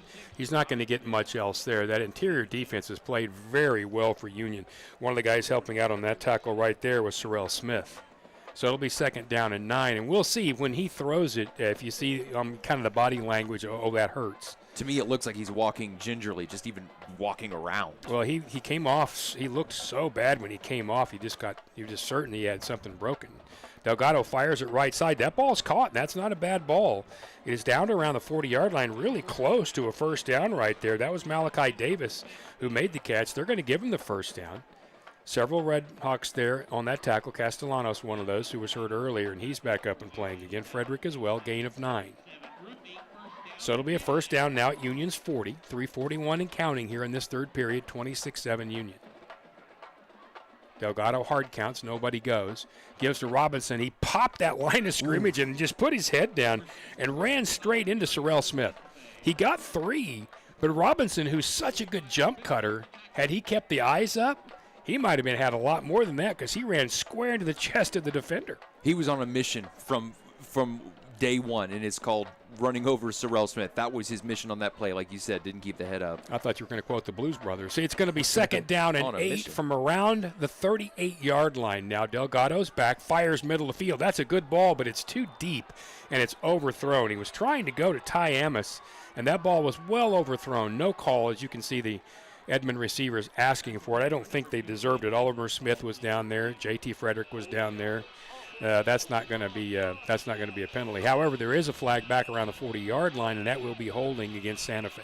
Oh, what a turn of events right there. They want a PI. Now it's a holding on the other side. I think it's a good no call on the PI. I mean, look, you have Oliver Smith clearly going for the ball, clearly trying to jump the route, and the refs didn't bite on that one. Well, it was also well over his head. Right. So they will mark him back down to around, we're going to call it the 47-yard line. And Delgado, who looks fine. Delgado looks like one of those major Premier League soccer players who leaves as though he's going straight to the emergency room. Right. Gets a drink and a Band-Aid, and he's back and better than ever. Miraculous, yes. He's a tough guy, though. We're glad he's better, though. He's going to throw it really quickly, and that ball goes out to Robinson at midfield, and he's got a ton of Redhawks after him. Reverses his field. He's back all the way to the 40, and now he may have himself a line at the mid-50-yard line. They can get back to 45, and there's going to be a penalty. That was a crackback block by Ty Amos, who cracked back on one of the Union players, and I think, first of all, I think Oliver Smith's in there, but the Union player who got hit from behind her on that thing was Logan Haney on the crackback, and I think they're going to call him right there. Goodness, he just laid the hammer on Logan Haney. Did not see that coming, hence the penalty. But Amos just let it rip on that one. He did, and you saw what was going to happen right there. Your question as a blocker is how do you do that without getting yourself in trouble? Because there are two forces running at each other at really high speeds, and it's hard, really hard, to make that block without what just happened right there and the guy getting crushed. But he got a little bit too much of the side of the shoulder pad, so we're going to take that one all the way back to, I think, around, what is it going to be, about the 28? So 15. 29, yep. Yeah, you can't Pardon see. Me, 34, thank you. Can't see the first down marker with the binoculars from there. They are way back there. Yep, it's going to be all the way down to the 34-yard line. They need to get to Union's 30. It is 36 yards to go. Second and 36, and we got a ton of those in the playbook, Coach. Simple enough. Well, once again, I mean, Union with linebackers rushing, they're not even bringing six-man blitzes. It's just linebackers off the edge. They're getting in the backfield time and time again. They're going to play those guys, as you could imagine, deep right here on a second and 36. Don't see many of those in high school football for Santa Fe. And a timeout, or that's going to be a delay of game, actually, I believe. Yep, they dropped the flag. So it will be delay of game. And right now, if you're Coach White, well, I'm not going to call the timeout and waste it. It's second and 36 or second and 41. I mean, really, we're going to? Right. Yeah, you don't. That's a very veteran coach move. Don't burn the timeout to avoid the penalty at this point. No, not on second and 41. At this point, you're just trying to stop your team from spiraling. Here comes pressure. Delgado's going to have to hurry. He got popped, and that ball goes over everyone's head at the 40-yard line. And, boy, as soon as I saw the pressure coming, I thought, boy, here go those ribs again. Yep. But he was able to get rid of it pretty quickly. Once again, he was trying to get it to Malachi Davis, and it was well overthrown, and it'll be third and 41. Good job on Logan Haney, not only penetrating the backfield, but holding up. Yes. Hey, you got him. Don't finish the tackle. Don't do the suplex slam. Great job by Logan Haney holding up there. Yep, got to be smart right there, and that was. 2:28 and counting here in this third period, 26-7. Union over Santa Fe. Certainly not the cleanest of games, but it's going the Redhawks' way. Hard count, snap, quick throw to the right side, and that ball again well over the head, once again, of Malachi Davis. Union had all kinds of defenders out there anyway, including Sorrell Smith, so it'll be fourth down and 41, and you don't hear that very often. And on will come Alex Brannon, the punter. I like the play call, kind of get your guy out in space, get some yards back on the screen, but that, the pass was just too high to be an effective screen. Well, too, the way Delgado threw that, clearly he wanted to get rid of the ball and not get hit. He's protecting himself, which I understand, but at some point that's going to become detrimental to your team, and your coach has a decision to make. Here comes the punt. They ran close to but did not get the punter. Frederick runs up and makes a really nice play to catch that football. He's going to save them 10, 15 yards right there. If that ball hits, likely to bounce well on into Union territory. Instead, J.T. Frederick made the smart play. and it'll be down at the 41-yard line. You know, you look at the Jenks game 2 weeks ago, because of the either inability or not willingness to catch punts and receive punts and letting them bounce, that changed the whole game. And JT Frederick, it is a huge asset, like you said, to have a guy back there who can stand in there and make that catch. There's no question about it. So Union has very good field position here now at their own 41-yard line. Remember, you're working on those district points here. Right now leading by 19, and you'd like to maintain that. They'll hand it off to Schelling on the right side, and Jordan's just going to push forward for a couple. Not an awful lot over there.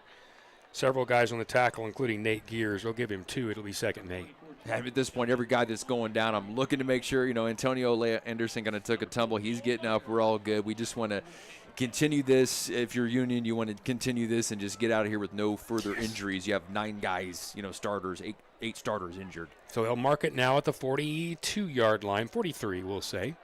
And they're going to call it second and 8. They'll need the 49 of Santa Fe for the first down. Everybody split wide, alone in that backfield, Shaker Rising. There's the snap, quick throw left side, ball caught by Saavedra, and he's going to go forward to about the 48. So that's a gain of about 4, maybe 5. We're going to call it third down, and it's going to be 3. Just keeping the defensive backs on your toes, right? I mean, you've got the trips, you've got one on a slant, one on a go, and you hit the middle guy. You hit Saavedra, just trying to keep this secondary guessing. Nice throw. Well, and it was such a quick throw by not only Shaker can spin it quickly anyway, but when he makes the decision like that and sees that quick read and makes that throw. So it'll be third down and 3, ball at the 48-yard line. 3 down, 1 standing right here for Santa Fe. They show they might pressure. They're going to hand off to Schelling, and Jordan is not going to get there. He was hit very early. He might have gotten about a yard. Yeah, I think that's what they're going to give him. But he got hit almost immediately in there. One of those guys was Johnny Schuster, or pardon me, Jacob Smith, who hit him, and then he was joined by others, including Landon Anderson, and it's going to be 4th down and about 2, and Union looks like they might go.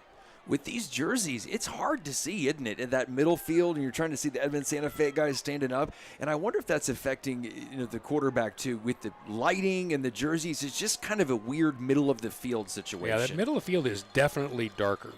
There's no doubt about that. 4th and 2. Union needs the 49. The first thing they'll probably do is try to draw Santa Fe off sides. And now they're going to call a timeout.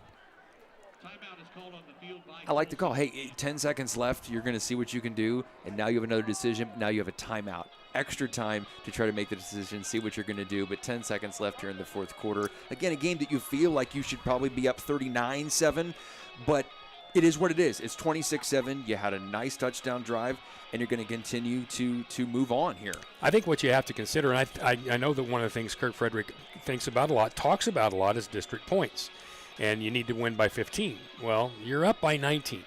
You give them the ball back here on any situation, and Robinson pops 1 run, and you're not leading by 15 anymore. Right. And I think that'll probably play into what Kirk does right here, which is I think Miles Davis is going to punt this thing away. It's all part of the strategy. Yep. It's all part of being an experienced coach. You've been there. You've been around the block. You know how tough 6A1 is, and you want every single tiebreaker at the end of the season that you can have.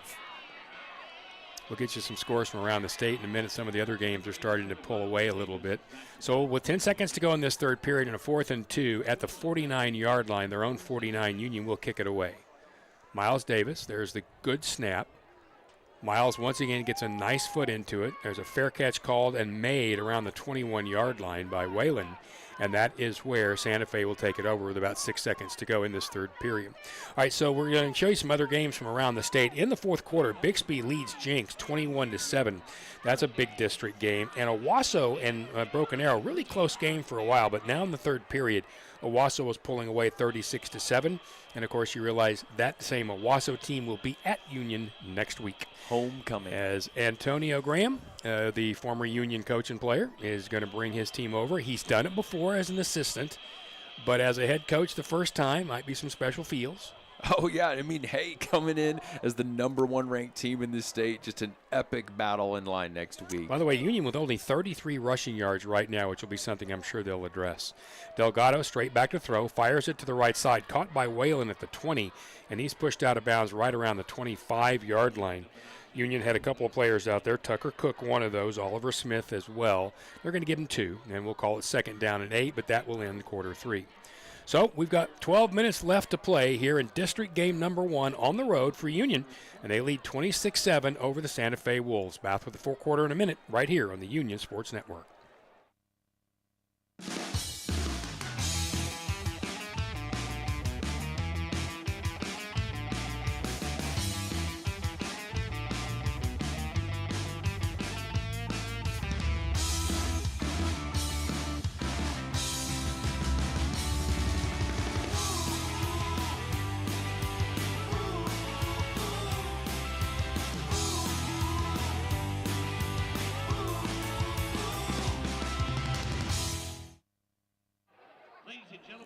We're back in Edmond, Santa Fe in Edmond. I am Rick Corey along with Dave Davis. Jeff Johns on the field as well. Richard here as well. We also have Andy and Nick, the UView crew here as we bring you on YouTube the Union Red Hawk football game.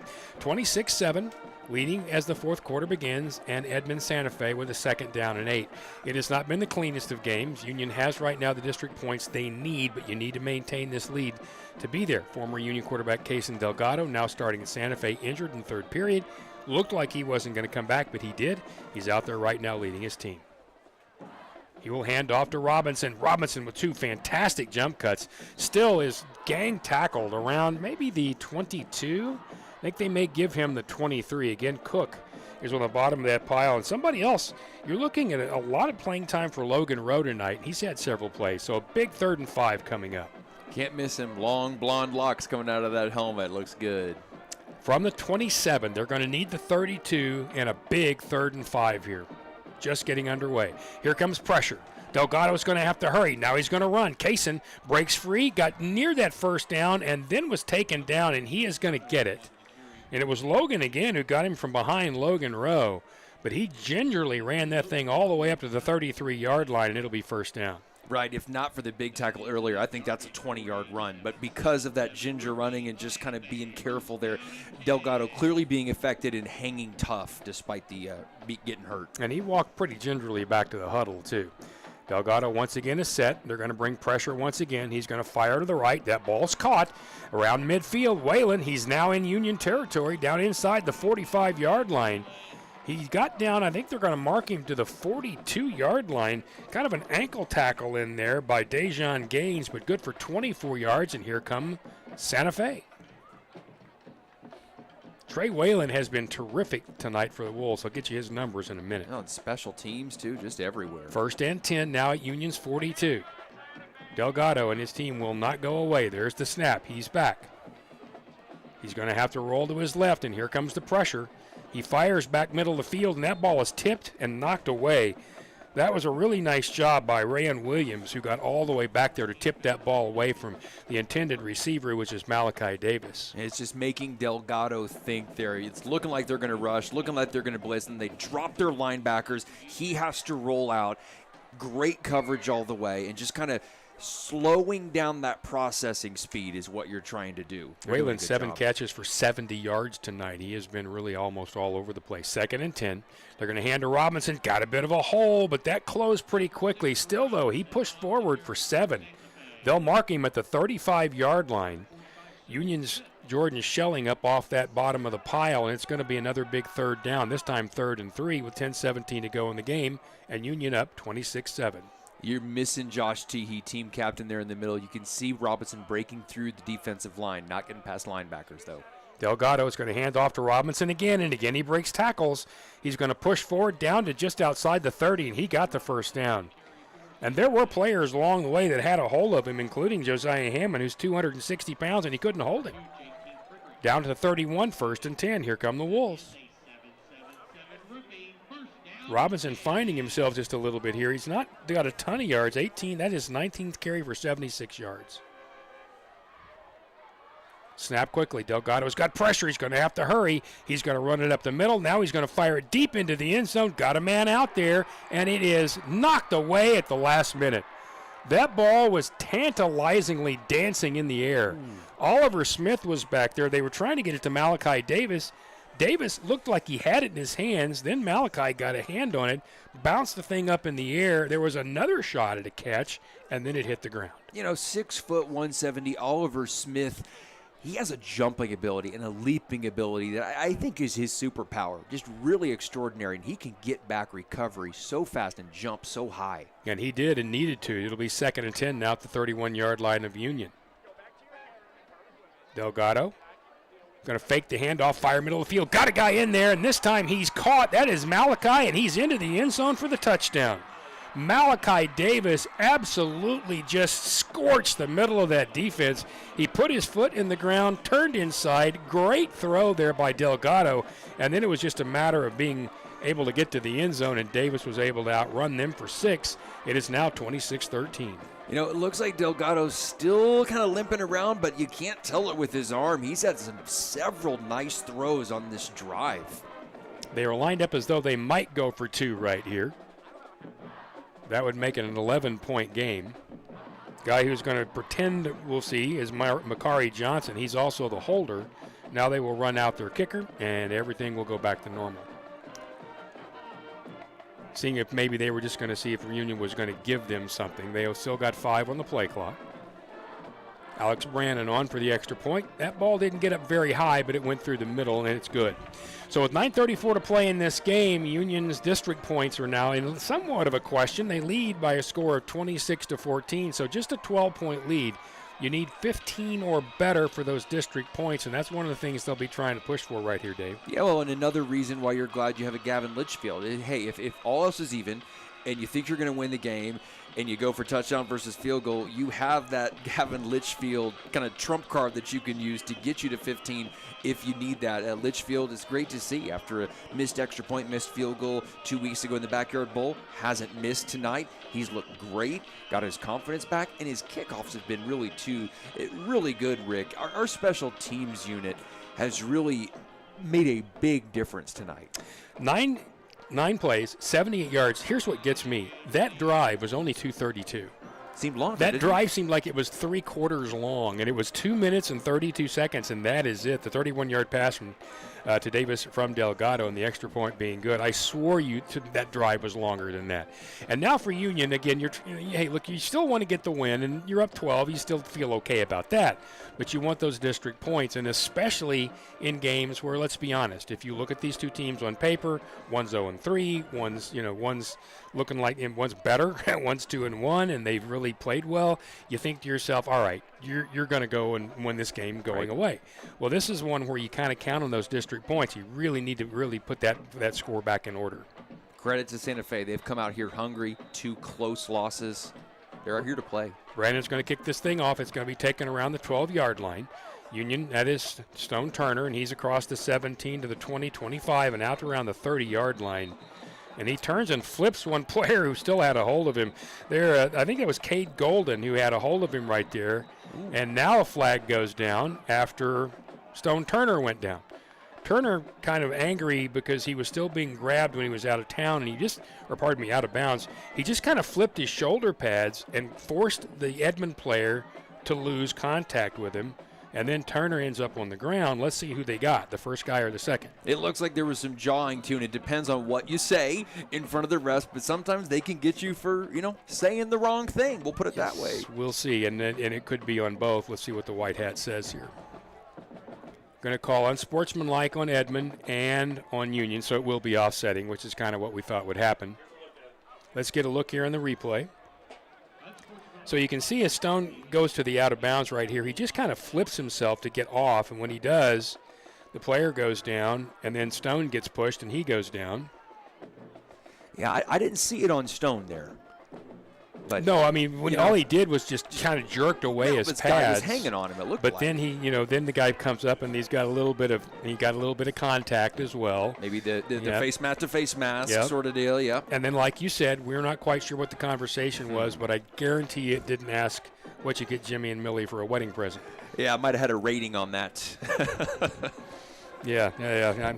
Probably not one we can. I think even Jeff Johns is too young to hear that. All right, so it's going to be 1st and 10 for the Redhawks after they adjudicate this whole thing, now at their own 27-yard line. 9:23 to go in this football game. Union up by 26-14, but needing another score for those district points. They'll hand off to Tay Perry Spade across the 30-yard line. And boy, he had an opportunity, but he was tripped up. Got to around the 35, but they're going to mark him at the 33. You got to understand that's going to be a gain of about 5 right there. His ability to put that hand down and have kind of that third steady down there is just uncanny. He turns losses into gains just by the ability to put that hand down and propel himself forward. That's really a little bit more than 5, so we're going to call it second and a long 4 right here now at their own 34-yard line with the Redhawks. They'll send Saavedra to the left side along with Davis. Hand off to Tay Perry, and he's going to be trapped for a loss past the 30-yard line. Lost almost everything Union had gotten in that first play, and that first guy there, and he was there in a hurry, was Jalen Battle, the big defensive lineman. He's a junior. Long dude, you can just see he's cut out that college defensive end rush-in type guy, that edge pressure guy, and that's what he did right there for a loss of 4. It's 3rd and 9.5, and this is a big play. That's something I've seen a lot of tonight. Edmond Santa Fe has a lot of big guys out there. Big flat-bellied guys who can run. Mm-hmm. So it's going to be 3rd down and nearly 10 for the Redhawks. Rising will roll, throw. Got a guy open, got him. Turner at the 45-yard line near midfield. 1st down, Redhawks. That's a big, big play. Tackle in there by Kinsley Moore, but not before a gain of 20 yards and a big 20 yards. There's 8 minutes to go in the game. That remains, keeps the change going. And you'll see the quick look to the left and then the roll to the right by Shaker. Wide open is Turner, and he goes forward to around the 50-yard line. That's a tremendous, tremendous play right there by the Redhawks. Throws it on the run, right on the money. 7:45 and counting. Carrasco still going. Now he is set. There's the snap. Very little pressure. A lot of time for Rising. Shaker's going to take off and run. He'll go down the 45, down to maybe the 43-yard line. Stepped out of bounds, and you got to give credit right there. Trey Robinson, the defensive back, was chasing him out of bounds. And this game's gotten a little heated. He could have easily put a pop on him. Made the smart play, did not. It's a gain of 8, 2nd and 2, and everybody gets to play on. Right, and Shaker Rising, a good job. You know, he could have gone for the extra 2 yards, do the Josh Allen thing. He's not going to do that. He steps out of bounds. You're 2 yards short, but your offense is moving. You don't have to be the hero and get 10 yards on every run. As a matter of fact, with 7:30 to go, what you'd like to do is use as much time as possible. Yep. 2nd down and about 2. Now at the 43-yard line of Santa Fe. Motion from right to left. Bad snap, but Shaker's able to grab it, and here he goes forward, and he's not going to get back quite to the line of scrimmage. Again, that's another nice play in there, and once again, that's Trey Robinson who made the play. To give Shaker credit, that ball could have kind of rocketed past him. Instead, as it whizzed by the helmet, he reached up and grabbed it, gathered it in, managed to make that just a loss of 1 and brings up a 3rd and 5. When it should have been a loss of 10, Yep. right? We saw him do that in the scrimmage against Mustang. We've seen him do that all season. Can I do those one-handed grabs on errant snaps, bail his center out, and make something out of what was really bad? That could have been a horrible turnover as well. Instead, 3rd down and 5. They'll need the 41-yard line of Santa Fe for the 1st down. Rising, looking, firing left side. That ball is going to be very deep, and it is caught. Stone Turner with a tremendous catch around the 22-yard line. The ball sailed. Turner turned inside and then turned around and turned outside over his other shoulder. 27 yards. Coverage was really good. Watch the replay here. You'll see him flip the shoulders, and he still makes the catch, even though he had players standing right there by him, and Franklin Sherrod was that player. And this is hard to see. Again, we've talked about the uneven lighting. We've seen receivers lose the ball. Great play all around. And again, Rick, we've talked about this. The ball is out before he's looking at it. Timing. And so here we go with the 1st and 10 now at the 24-yard line of Santa Fe. Union up 26-14. Rising again. He's going to go deep again to Turner, and that ball is going to be well overthrown. And Turner was being held up. I got to tell you right there, that's really good defense. Turner is complaining, but I just got to tell you, that's the way defensive backs should play. He was being jostled the whole time by Franklin Sherrod, but Sherrod was doing the smart thing and staying in front of him and making Turner initiate the contact. Yep. So that if there's a penalty, it goes against you offensively, and you could see Stone was a little bit frustrated. That's just really good defensive play at 2nd and 10. Yeah, the extended arm grabbing. It wasn't that. You're just impeding him, getting in his way. So here we go again, 2nd and 10 at the 24-yard line of Santa Fe. They'll hand it to Shelling across the left side, and he didn't have an awful lot. As a matter of fact, he might have only gotten about a yard. Several of those Redhawks in there kind of helping to try to push, but they couldn't keep Tommy Hand off the tackle, and Union now has rushed for about 40 yards tonight. And that will certainly be a topic of conversation, I'm sure, in the coaches' room. Yeah, we saw that, week 0 in Arkansas against Bentonville. Tay Perry Spate just blew up. 144 yards, offensive line hitting every block, and we haven't seen that again, and it'll be interesting to see in the coming weeks. 5.5 to play in this game. 26-14, Union leads, and they have a big 3rd down and 9 at the 24-yard line of Santa Fe. Reisig has real pressure. He's going to throw it. It's going to be picked off at the 13-yard line and going the other way is Santa Fe. At the 40, 45, he's going to score. This is going to go for a touchdown. The question is, do we see any flags down? He was hit as he threw the ball was Shaker Reisig. There is a flag over there. That ball taken back by Raphael Slaughter, some 90-plus yards for the touchdown, but what will that flag be for? Likely a block in the back? Goodness, he stood in there and took a shot getting that ball out. We're going to see whether or not Slaughter actually gets to count this as they walk back toward that flag at the 45. I see both teams walking down.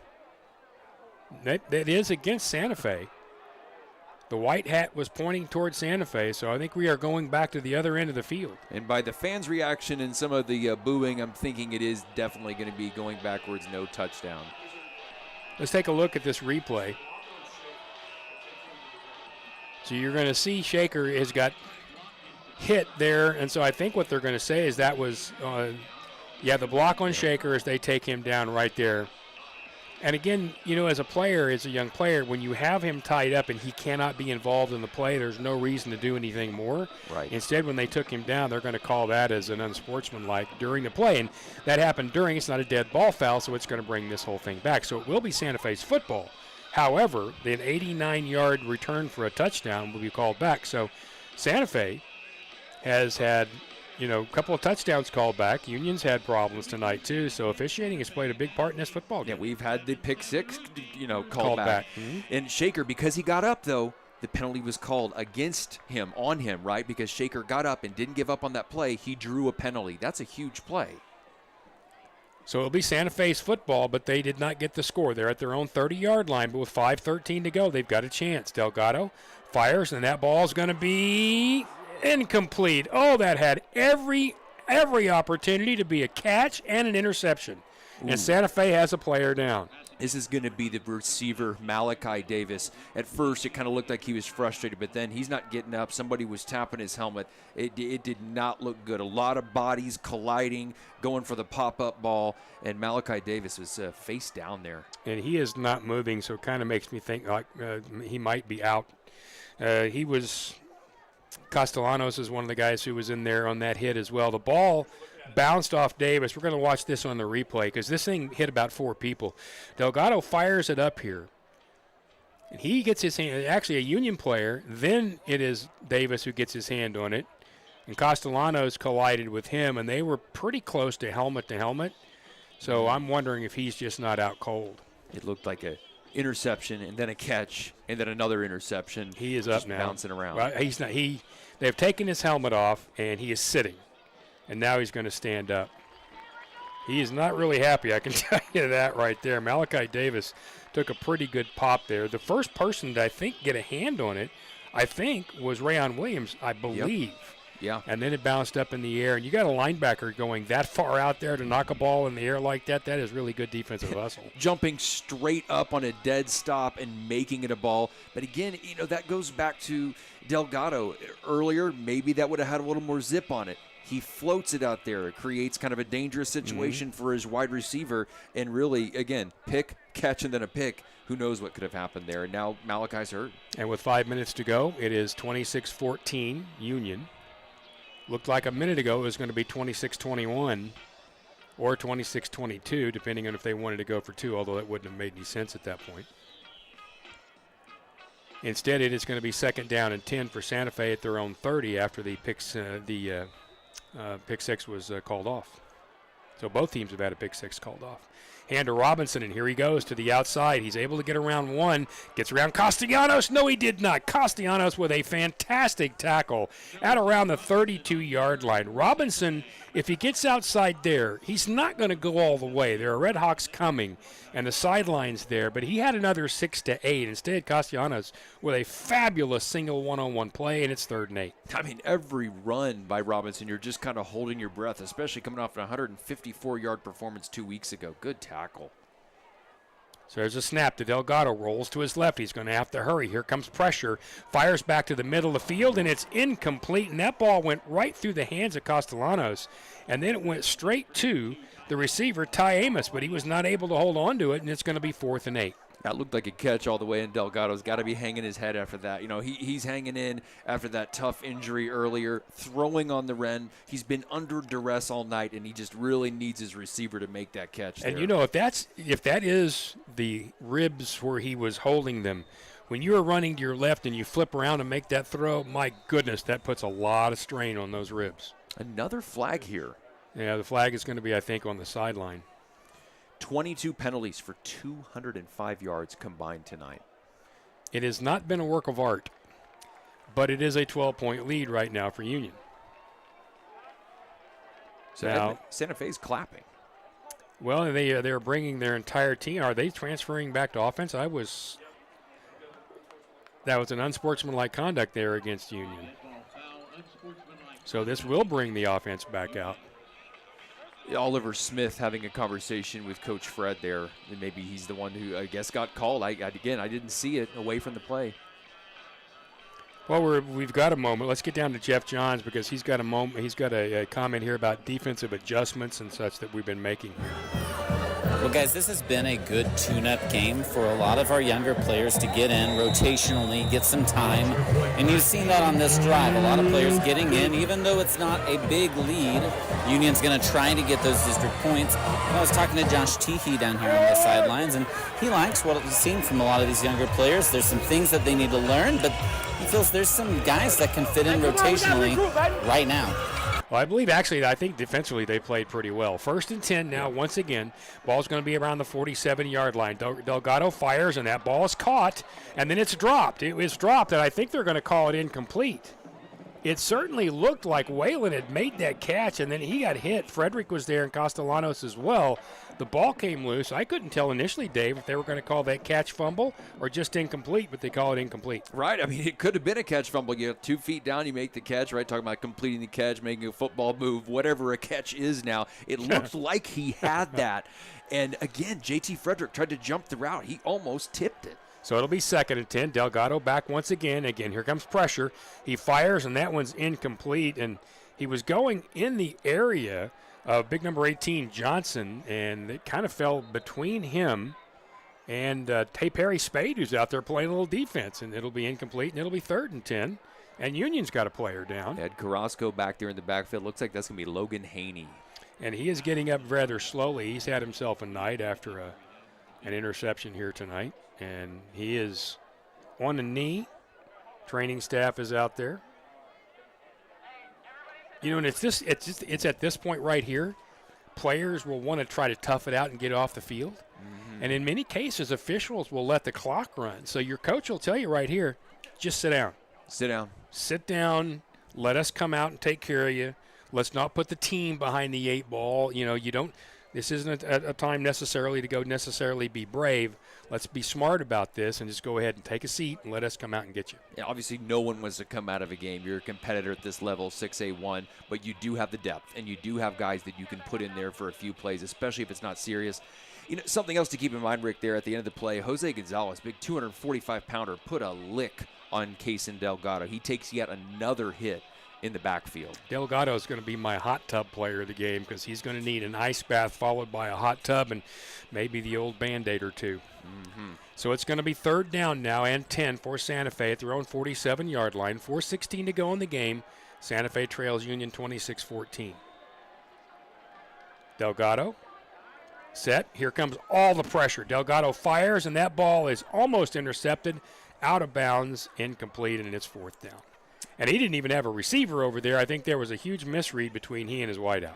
Yeah, and at this point at 4-11, now Union has you where you want them, right? Demarius Robinson not involved anymore. You're having to go to the pass. You're having to really speed it up. You're down by 12 with 4 minutes left. This is exactly where Union wanted to get Santa Fe here. Get away from Demarius Robinson and just have Delgado start throwing every down. Well, and Alex Brandon is going to come in and putt this thing away. So Coach White has decided right now that discretion is the better part of valor. So he's going to kick this thing away.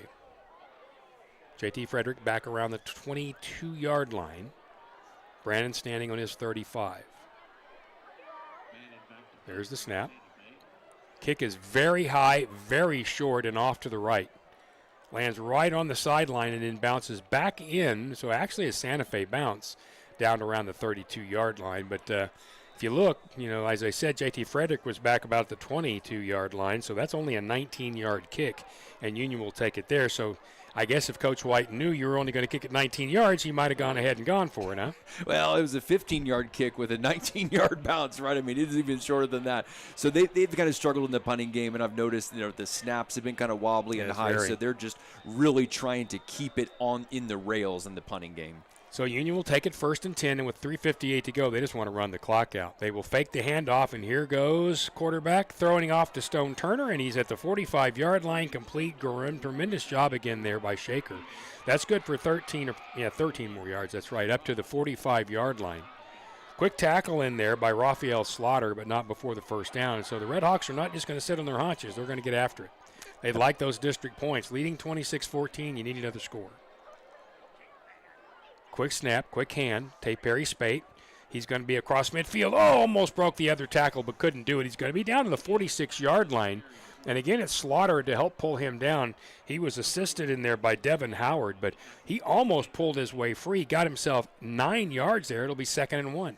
Listed at 5'10", Tay Perry Spate is tough to bring down because you think about, he's listed at 180. That's a lot to put into a 5'10" frame. Yep. He's got a good build for a shorter guy, and he's been tough to bring down for Edmond Santa Fe. I don't know. I squeezed more than that into 5'10". I've got a pretty low center of gravity, too. Here goes Tay Perry Spate, but there's a flag down. He's going to be all the way down to the 35-yard line, but that was thrown as the play started, and they're pointing toward Union. It's going to be another procedure penalty. And this will back Union up. And, boy, they have really killed themselves today penalty-wise. That will be number 14 for 125 yards. Yeah, that's tough. Now, when you talk about defensively, though, only 154 yards for the Santa Fe offense. Defensively, Union's played really solid. I mean, hey, I'll even take 64 rush yards. That's a lot less than the 154 that Demarius got 2 weeks ago. 64 rush yards, that's part of your game plan for Union, limiting them to under 100 yards rushing. Pardon me, it's 218 overall. 154 is their pass number. So 218 overall, which is a tremendous number, and there's a timeout here on the field. 2:58 to play, 26-14, and again, if you're wondering why Union is really trying to get after it offensively, you need those district points. And there are a certain amount of points given for wins by certain numbers. And I know I've had people say before, well, that's not fair. You're asking people to run it up. No, you're just asking people to win by a certain margin. That's how you break ties. And those ties have in the past gotten Union district titles. Yeah. So you do have to, and it's worked for other teams too. You do want to get your district points, and so you want that win by 15, and that's what they're pushing for right here. It's just like every rule, right? The knife cuts both ways. And with Union, you're going for your 34th district title. You're looking for a home playoff game. That's part of the goals for this year, I'd imagine. You're trying to have that playoff game at home like you did last year, had a couple of them.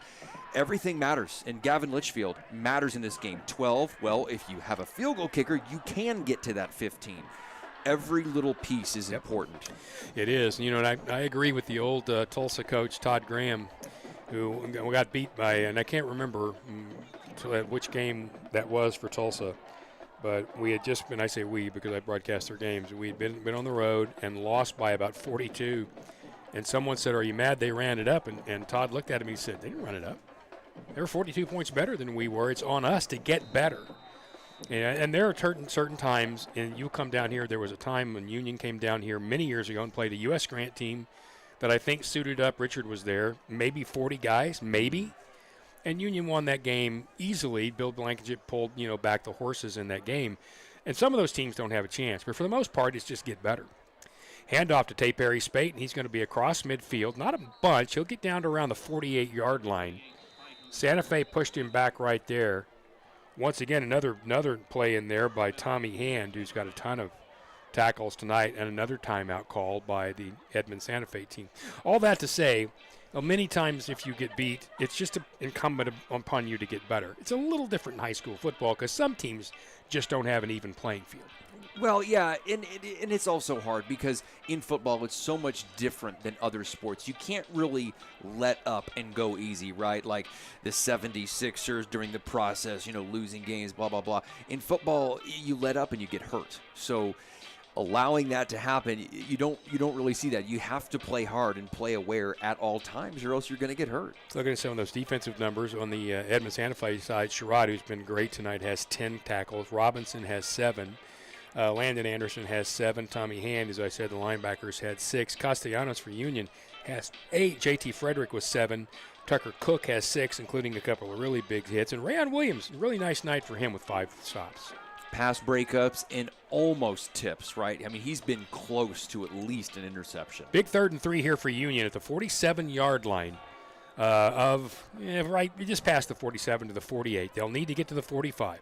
Hand to Tay Perry Spade, and he runs through a guy to get there. He's got that first down to around the 43-yard line. That is a tremendous run by Tay Perry Spade. He should have been down right at the marker, and I think they would have had the first down. But he dragged several players, including Devin Howard, with him to get that first down. And he now gets the well-deserved break. You don't want to take him off. He doesn't want to come off the field. Nobody does. But Jordan Schelling coming back in now for Perry Spade. 2.5 to go here. And we've got 1 timeout left for Edmond Santa Fe. Let's see when they decide to use it. They'll hand to Schelling, and he's going to run right up inside, and he's going to be down right at the 41-yard line. And Union looks right now as though, and another timeout's being called, Union looks kind of like, all right, fine, we're just going to hand it off and go to the house. That's about the time they're going to take a shot on you. Yeah, because you know who's really good at play actions? Shaker. Who's really good at fakes? Shaker. That's one of the things that's amazing about him. His play action game and his really deception, his hands, look at how big his hands are. He doesn't drop the ball. He can hold it one-handed, do the Statue of Liberty type look, right? He can do those things that a lot of high school quarterbacks, and as you know, you've been in this game for a long time, a lot of high school quarterbacks just aren't physically able because of hand size to do some of the things that he can do. And for many of them, it's much the fact that they just don't carry the fakes out. It's not part of the game. I mean, you see guys at practice that you'll see them fake the ball and bend over, and then they'll run 10 yards. Guys get lazy and they don't do it. They just don't. And so they're players who put everything into their game, and Shaker is one of those players. That's what they do. They're out there every day to get better. And as the guy said, you can't play hard if you don't practice hard. And he's one of the better practice players they have. You were mentioning they said that the guy's actually a freak in the weight room. Yeah. He's one of the strongest players on the team, and he's obsessive about his weight training. Hey, I mean, if you're running and you have that ball down at your side like Shaker does and he's running the ball, you can't just grab his arm and force a fumble. He's too strong for that. Again, he's headed to Boston College next year. At least that is where he's committed as of right now. 2nd down and 8 now at the 41-yard line of Santa Fe. No more timeouts for the Wolves. Reisig looks, fires it deep. He's going to go down there for Carrasco, and Boston is open, but it's overthrown. He was hit by about the time the ball came out. Devin Howard was back on the coverage, but Carrasco had run free, and that ball just goes out, just past his hands, and it'll be 3rd and 8. Carrasco's going to want that one back. I was watching him break out there. It looks like he slowed up. He slowed up a little bit, and he knew he shouldn't have. Shaker had it right where he needed to, and he just slowed up enough to make it an incompletion. Yeah, that's something you'll see many times. You'll see a quarterback throw a ball there, and you'll say, well, that's the quarterback's fault. Not necessarily. In that case, the receiver just slowed her out. Yeah, I think so. 3rd down and 8. You're going to need to hear them get to about the 33 for the first down. Here they come. Shaker's going to throw it deep to Stone Turner, and that's going to be incomplete. And credit Santa Fe right there. They brought that pressure off the backside. Union wasn't expecting it, and Shaker had to hurry that throw. Otherwise, Stone Turner was out there one-on-one with Sherrod and might have had an opportunity, but Shaker had to hurry it, and it's 4th and 8. Yeah, and again, you're kind of seeing some of that uncharacteristic frustration with Shaker after the missed throw, just kind of hangs his head. But, hey, he said, hey, we're getting back out there. It looks like they're going to go for it. Shaker turn around, forget it, let's go. At the 41-yard line of Santa Fe, they're going to need the 38-yard line. So it's 4th down and 8 for the Redhawks with 2 minutes and 3 seconds to play. Union up 26-14. Santa Fe showing all kinds of pressure, and they're going to bring it. Shaker is going to fire it deep once again. Got a guy out there, and that ball is caught at the 10-yard line. What a catch by Boston Carrasco. And now he's going to go right back down. The ball was over the outside shoulder, and he actually turned from inside to outside and made the catch. That's good for 30 more yards and a first down. Let's take a look at the replay here because it's pretty amazing to be able to adjust your body. He throws it high, he turns back over the outside shoulder, and then makes the catch as he's being fallen on right there by Raphael Slaughter. It's the Willie Mays catch, right? You're looking over your shoulder, you're going, kind of holding his leg now. Looks like his left leg for Carrasco. You hate to see that. I wonder, I think he's cramped. Okay, hopefully. Yeah, it's just a cramp. The way he was holding the leg up, you knew it wasn't a knee. He was trying to straighten that leg and that foot.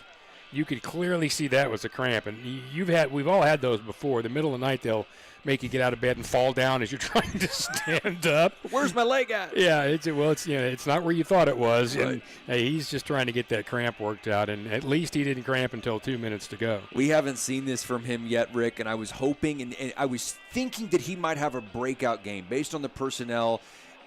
9 targets, 7 catches, 110 yards for Boston Carrasco, a guy that they really, really needed to get going. It can't just be Stone Turner, right, and Miles Davis on the short routes. You need that other receiver, and he's been the receiver. 69 degrees out there right now, and what I was going to mention is, we started the game at 81. We had a pretty warm day, started at 81.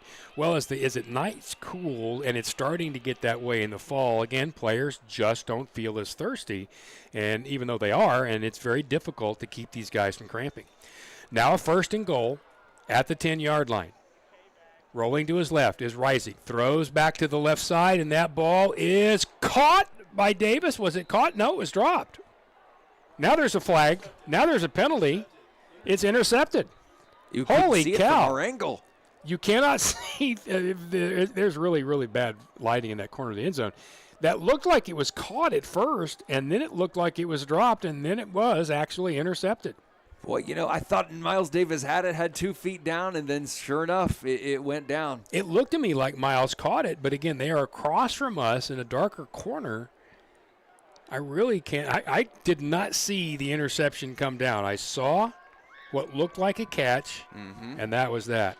And maybe Carrasco was down on the pile. It looked like he kind of made a last-minute kind of jerky move trying to get it. But, you're at the 10-yard line, and not what you wanted to see happen there. But, again, now you kind of got them pinned back, and you can make this play on Delgado because Delgado's going to obviously have to throw it. He looks to be in some pain.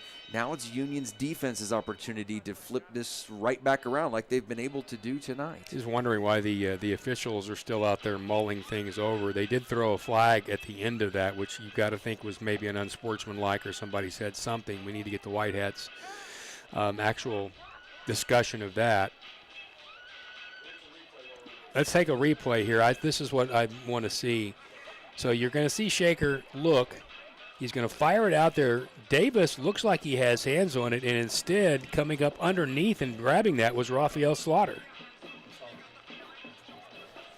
So maybe it looked like Carrasco pushed him, or he pushed Carrasco maybe? Well, I think he pushed in. I'm not sure. Boston shouldn't have been out there because Boston was on the field, so I don't think he was out there, was he?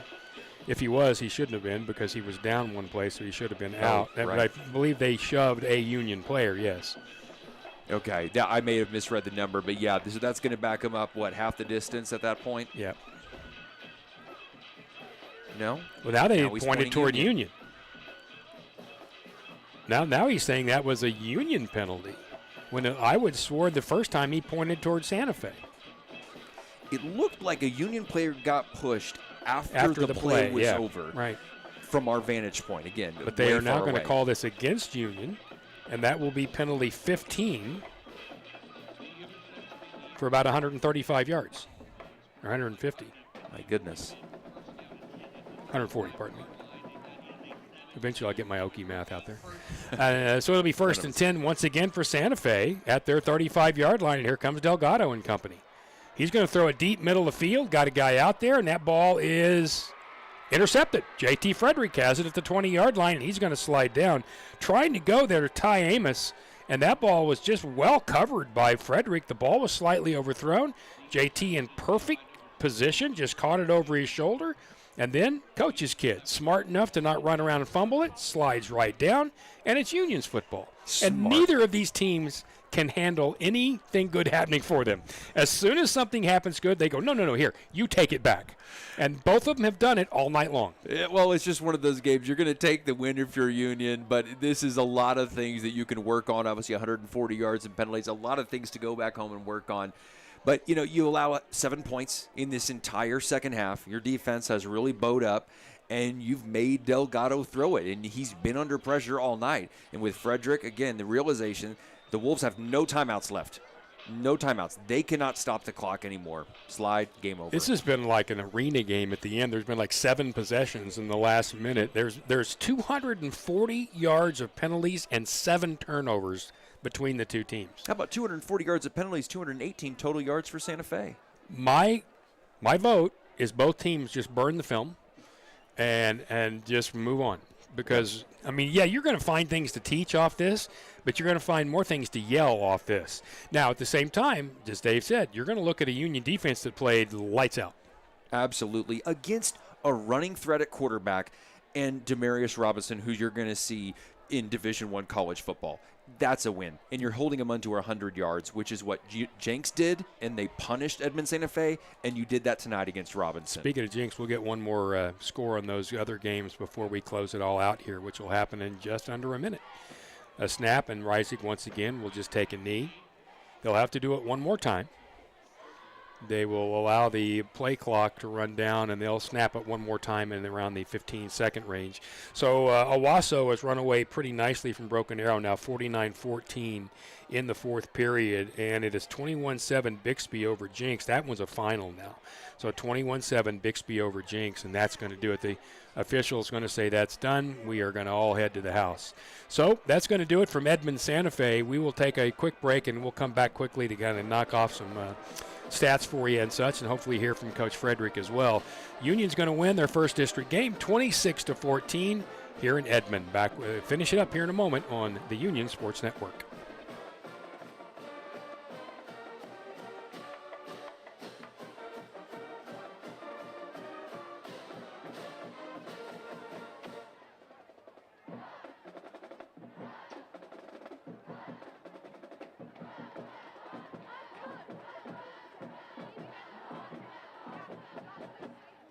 So we're back here at Edmond, and we're going to very quickly run over a couple of stats before we close things up. Rick Corey with Dave Davis, Jeff Johns on the field, Richard Johns, and, of course, we've got Andy and Nick here as well. Overall, 330 yards of offense for Union, 218 for Santa Fe. The big deal, though, came in the penalty category. 15 penalties for 140 yards for Union, 10 for 100 yards against Santa Fe. The Union defense played very well in giving up just those 218 yards. Shaker Reisig, 29 of 43 for 276, a touchdown, 3 interceptions, very unusual. Case and Delgado, 19 of 35, 154 yards, 2 touchdowns. Both teams had a pick 6 called back tonight. It has been a good game for some folks. Boston Carrasco, 7 catches for 110 yards.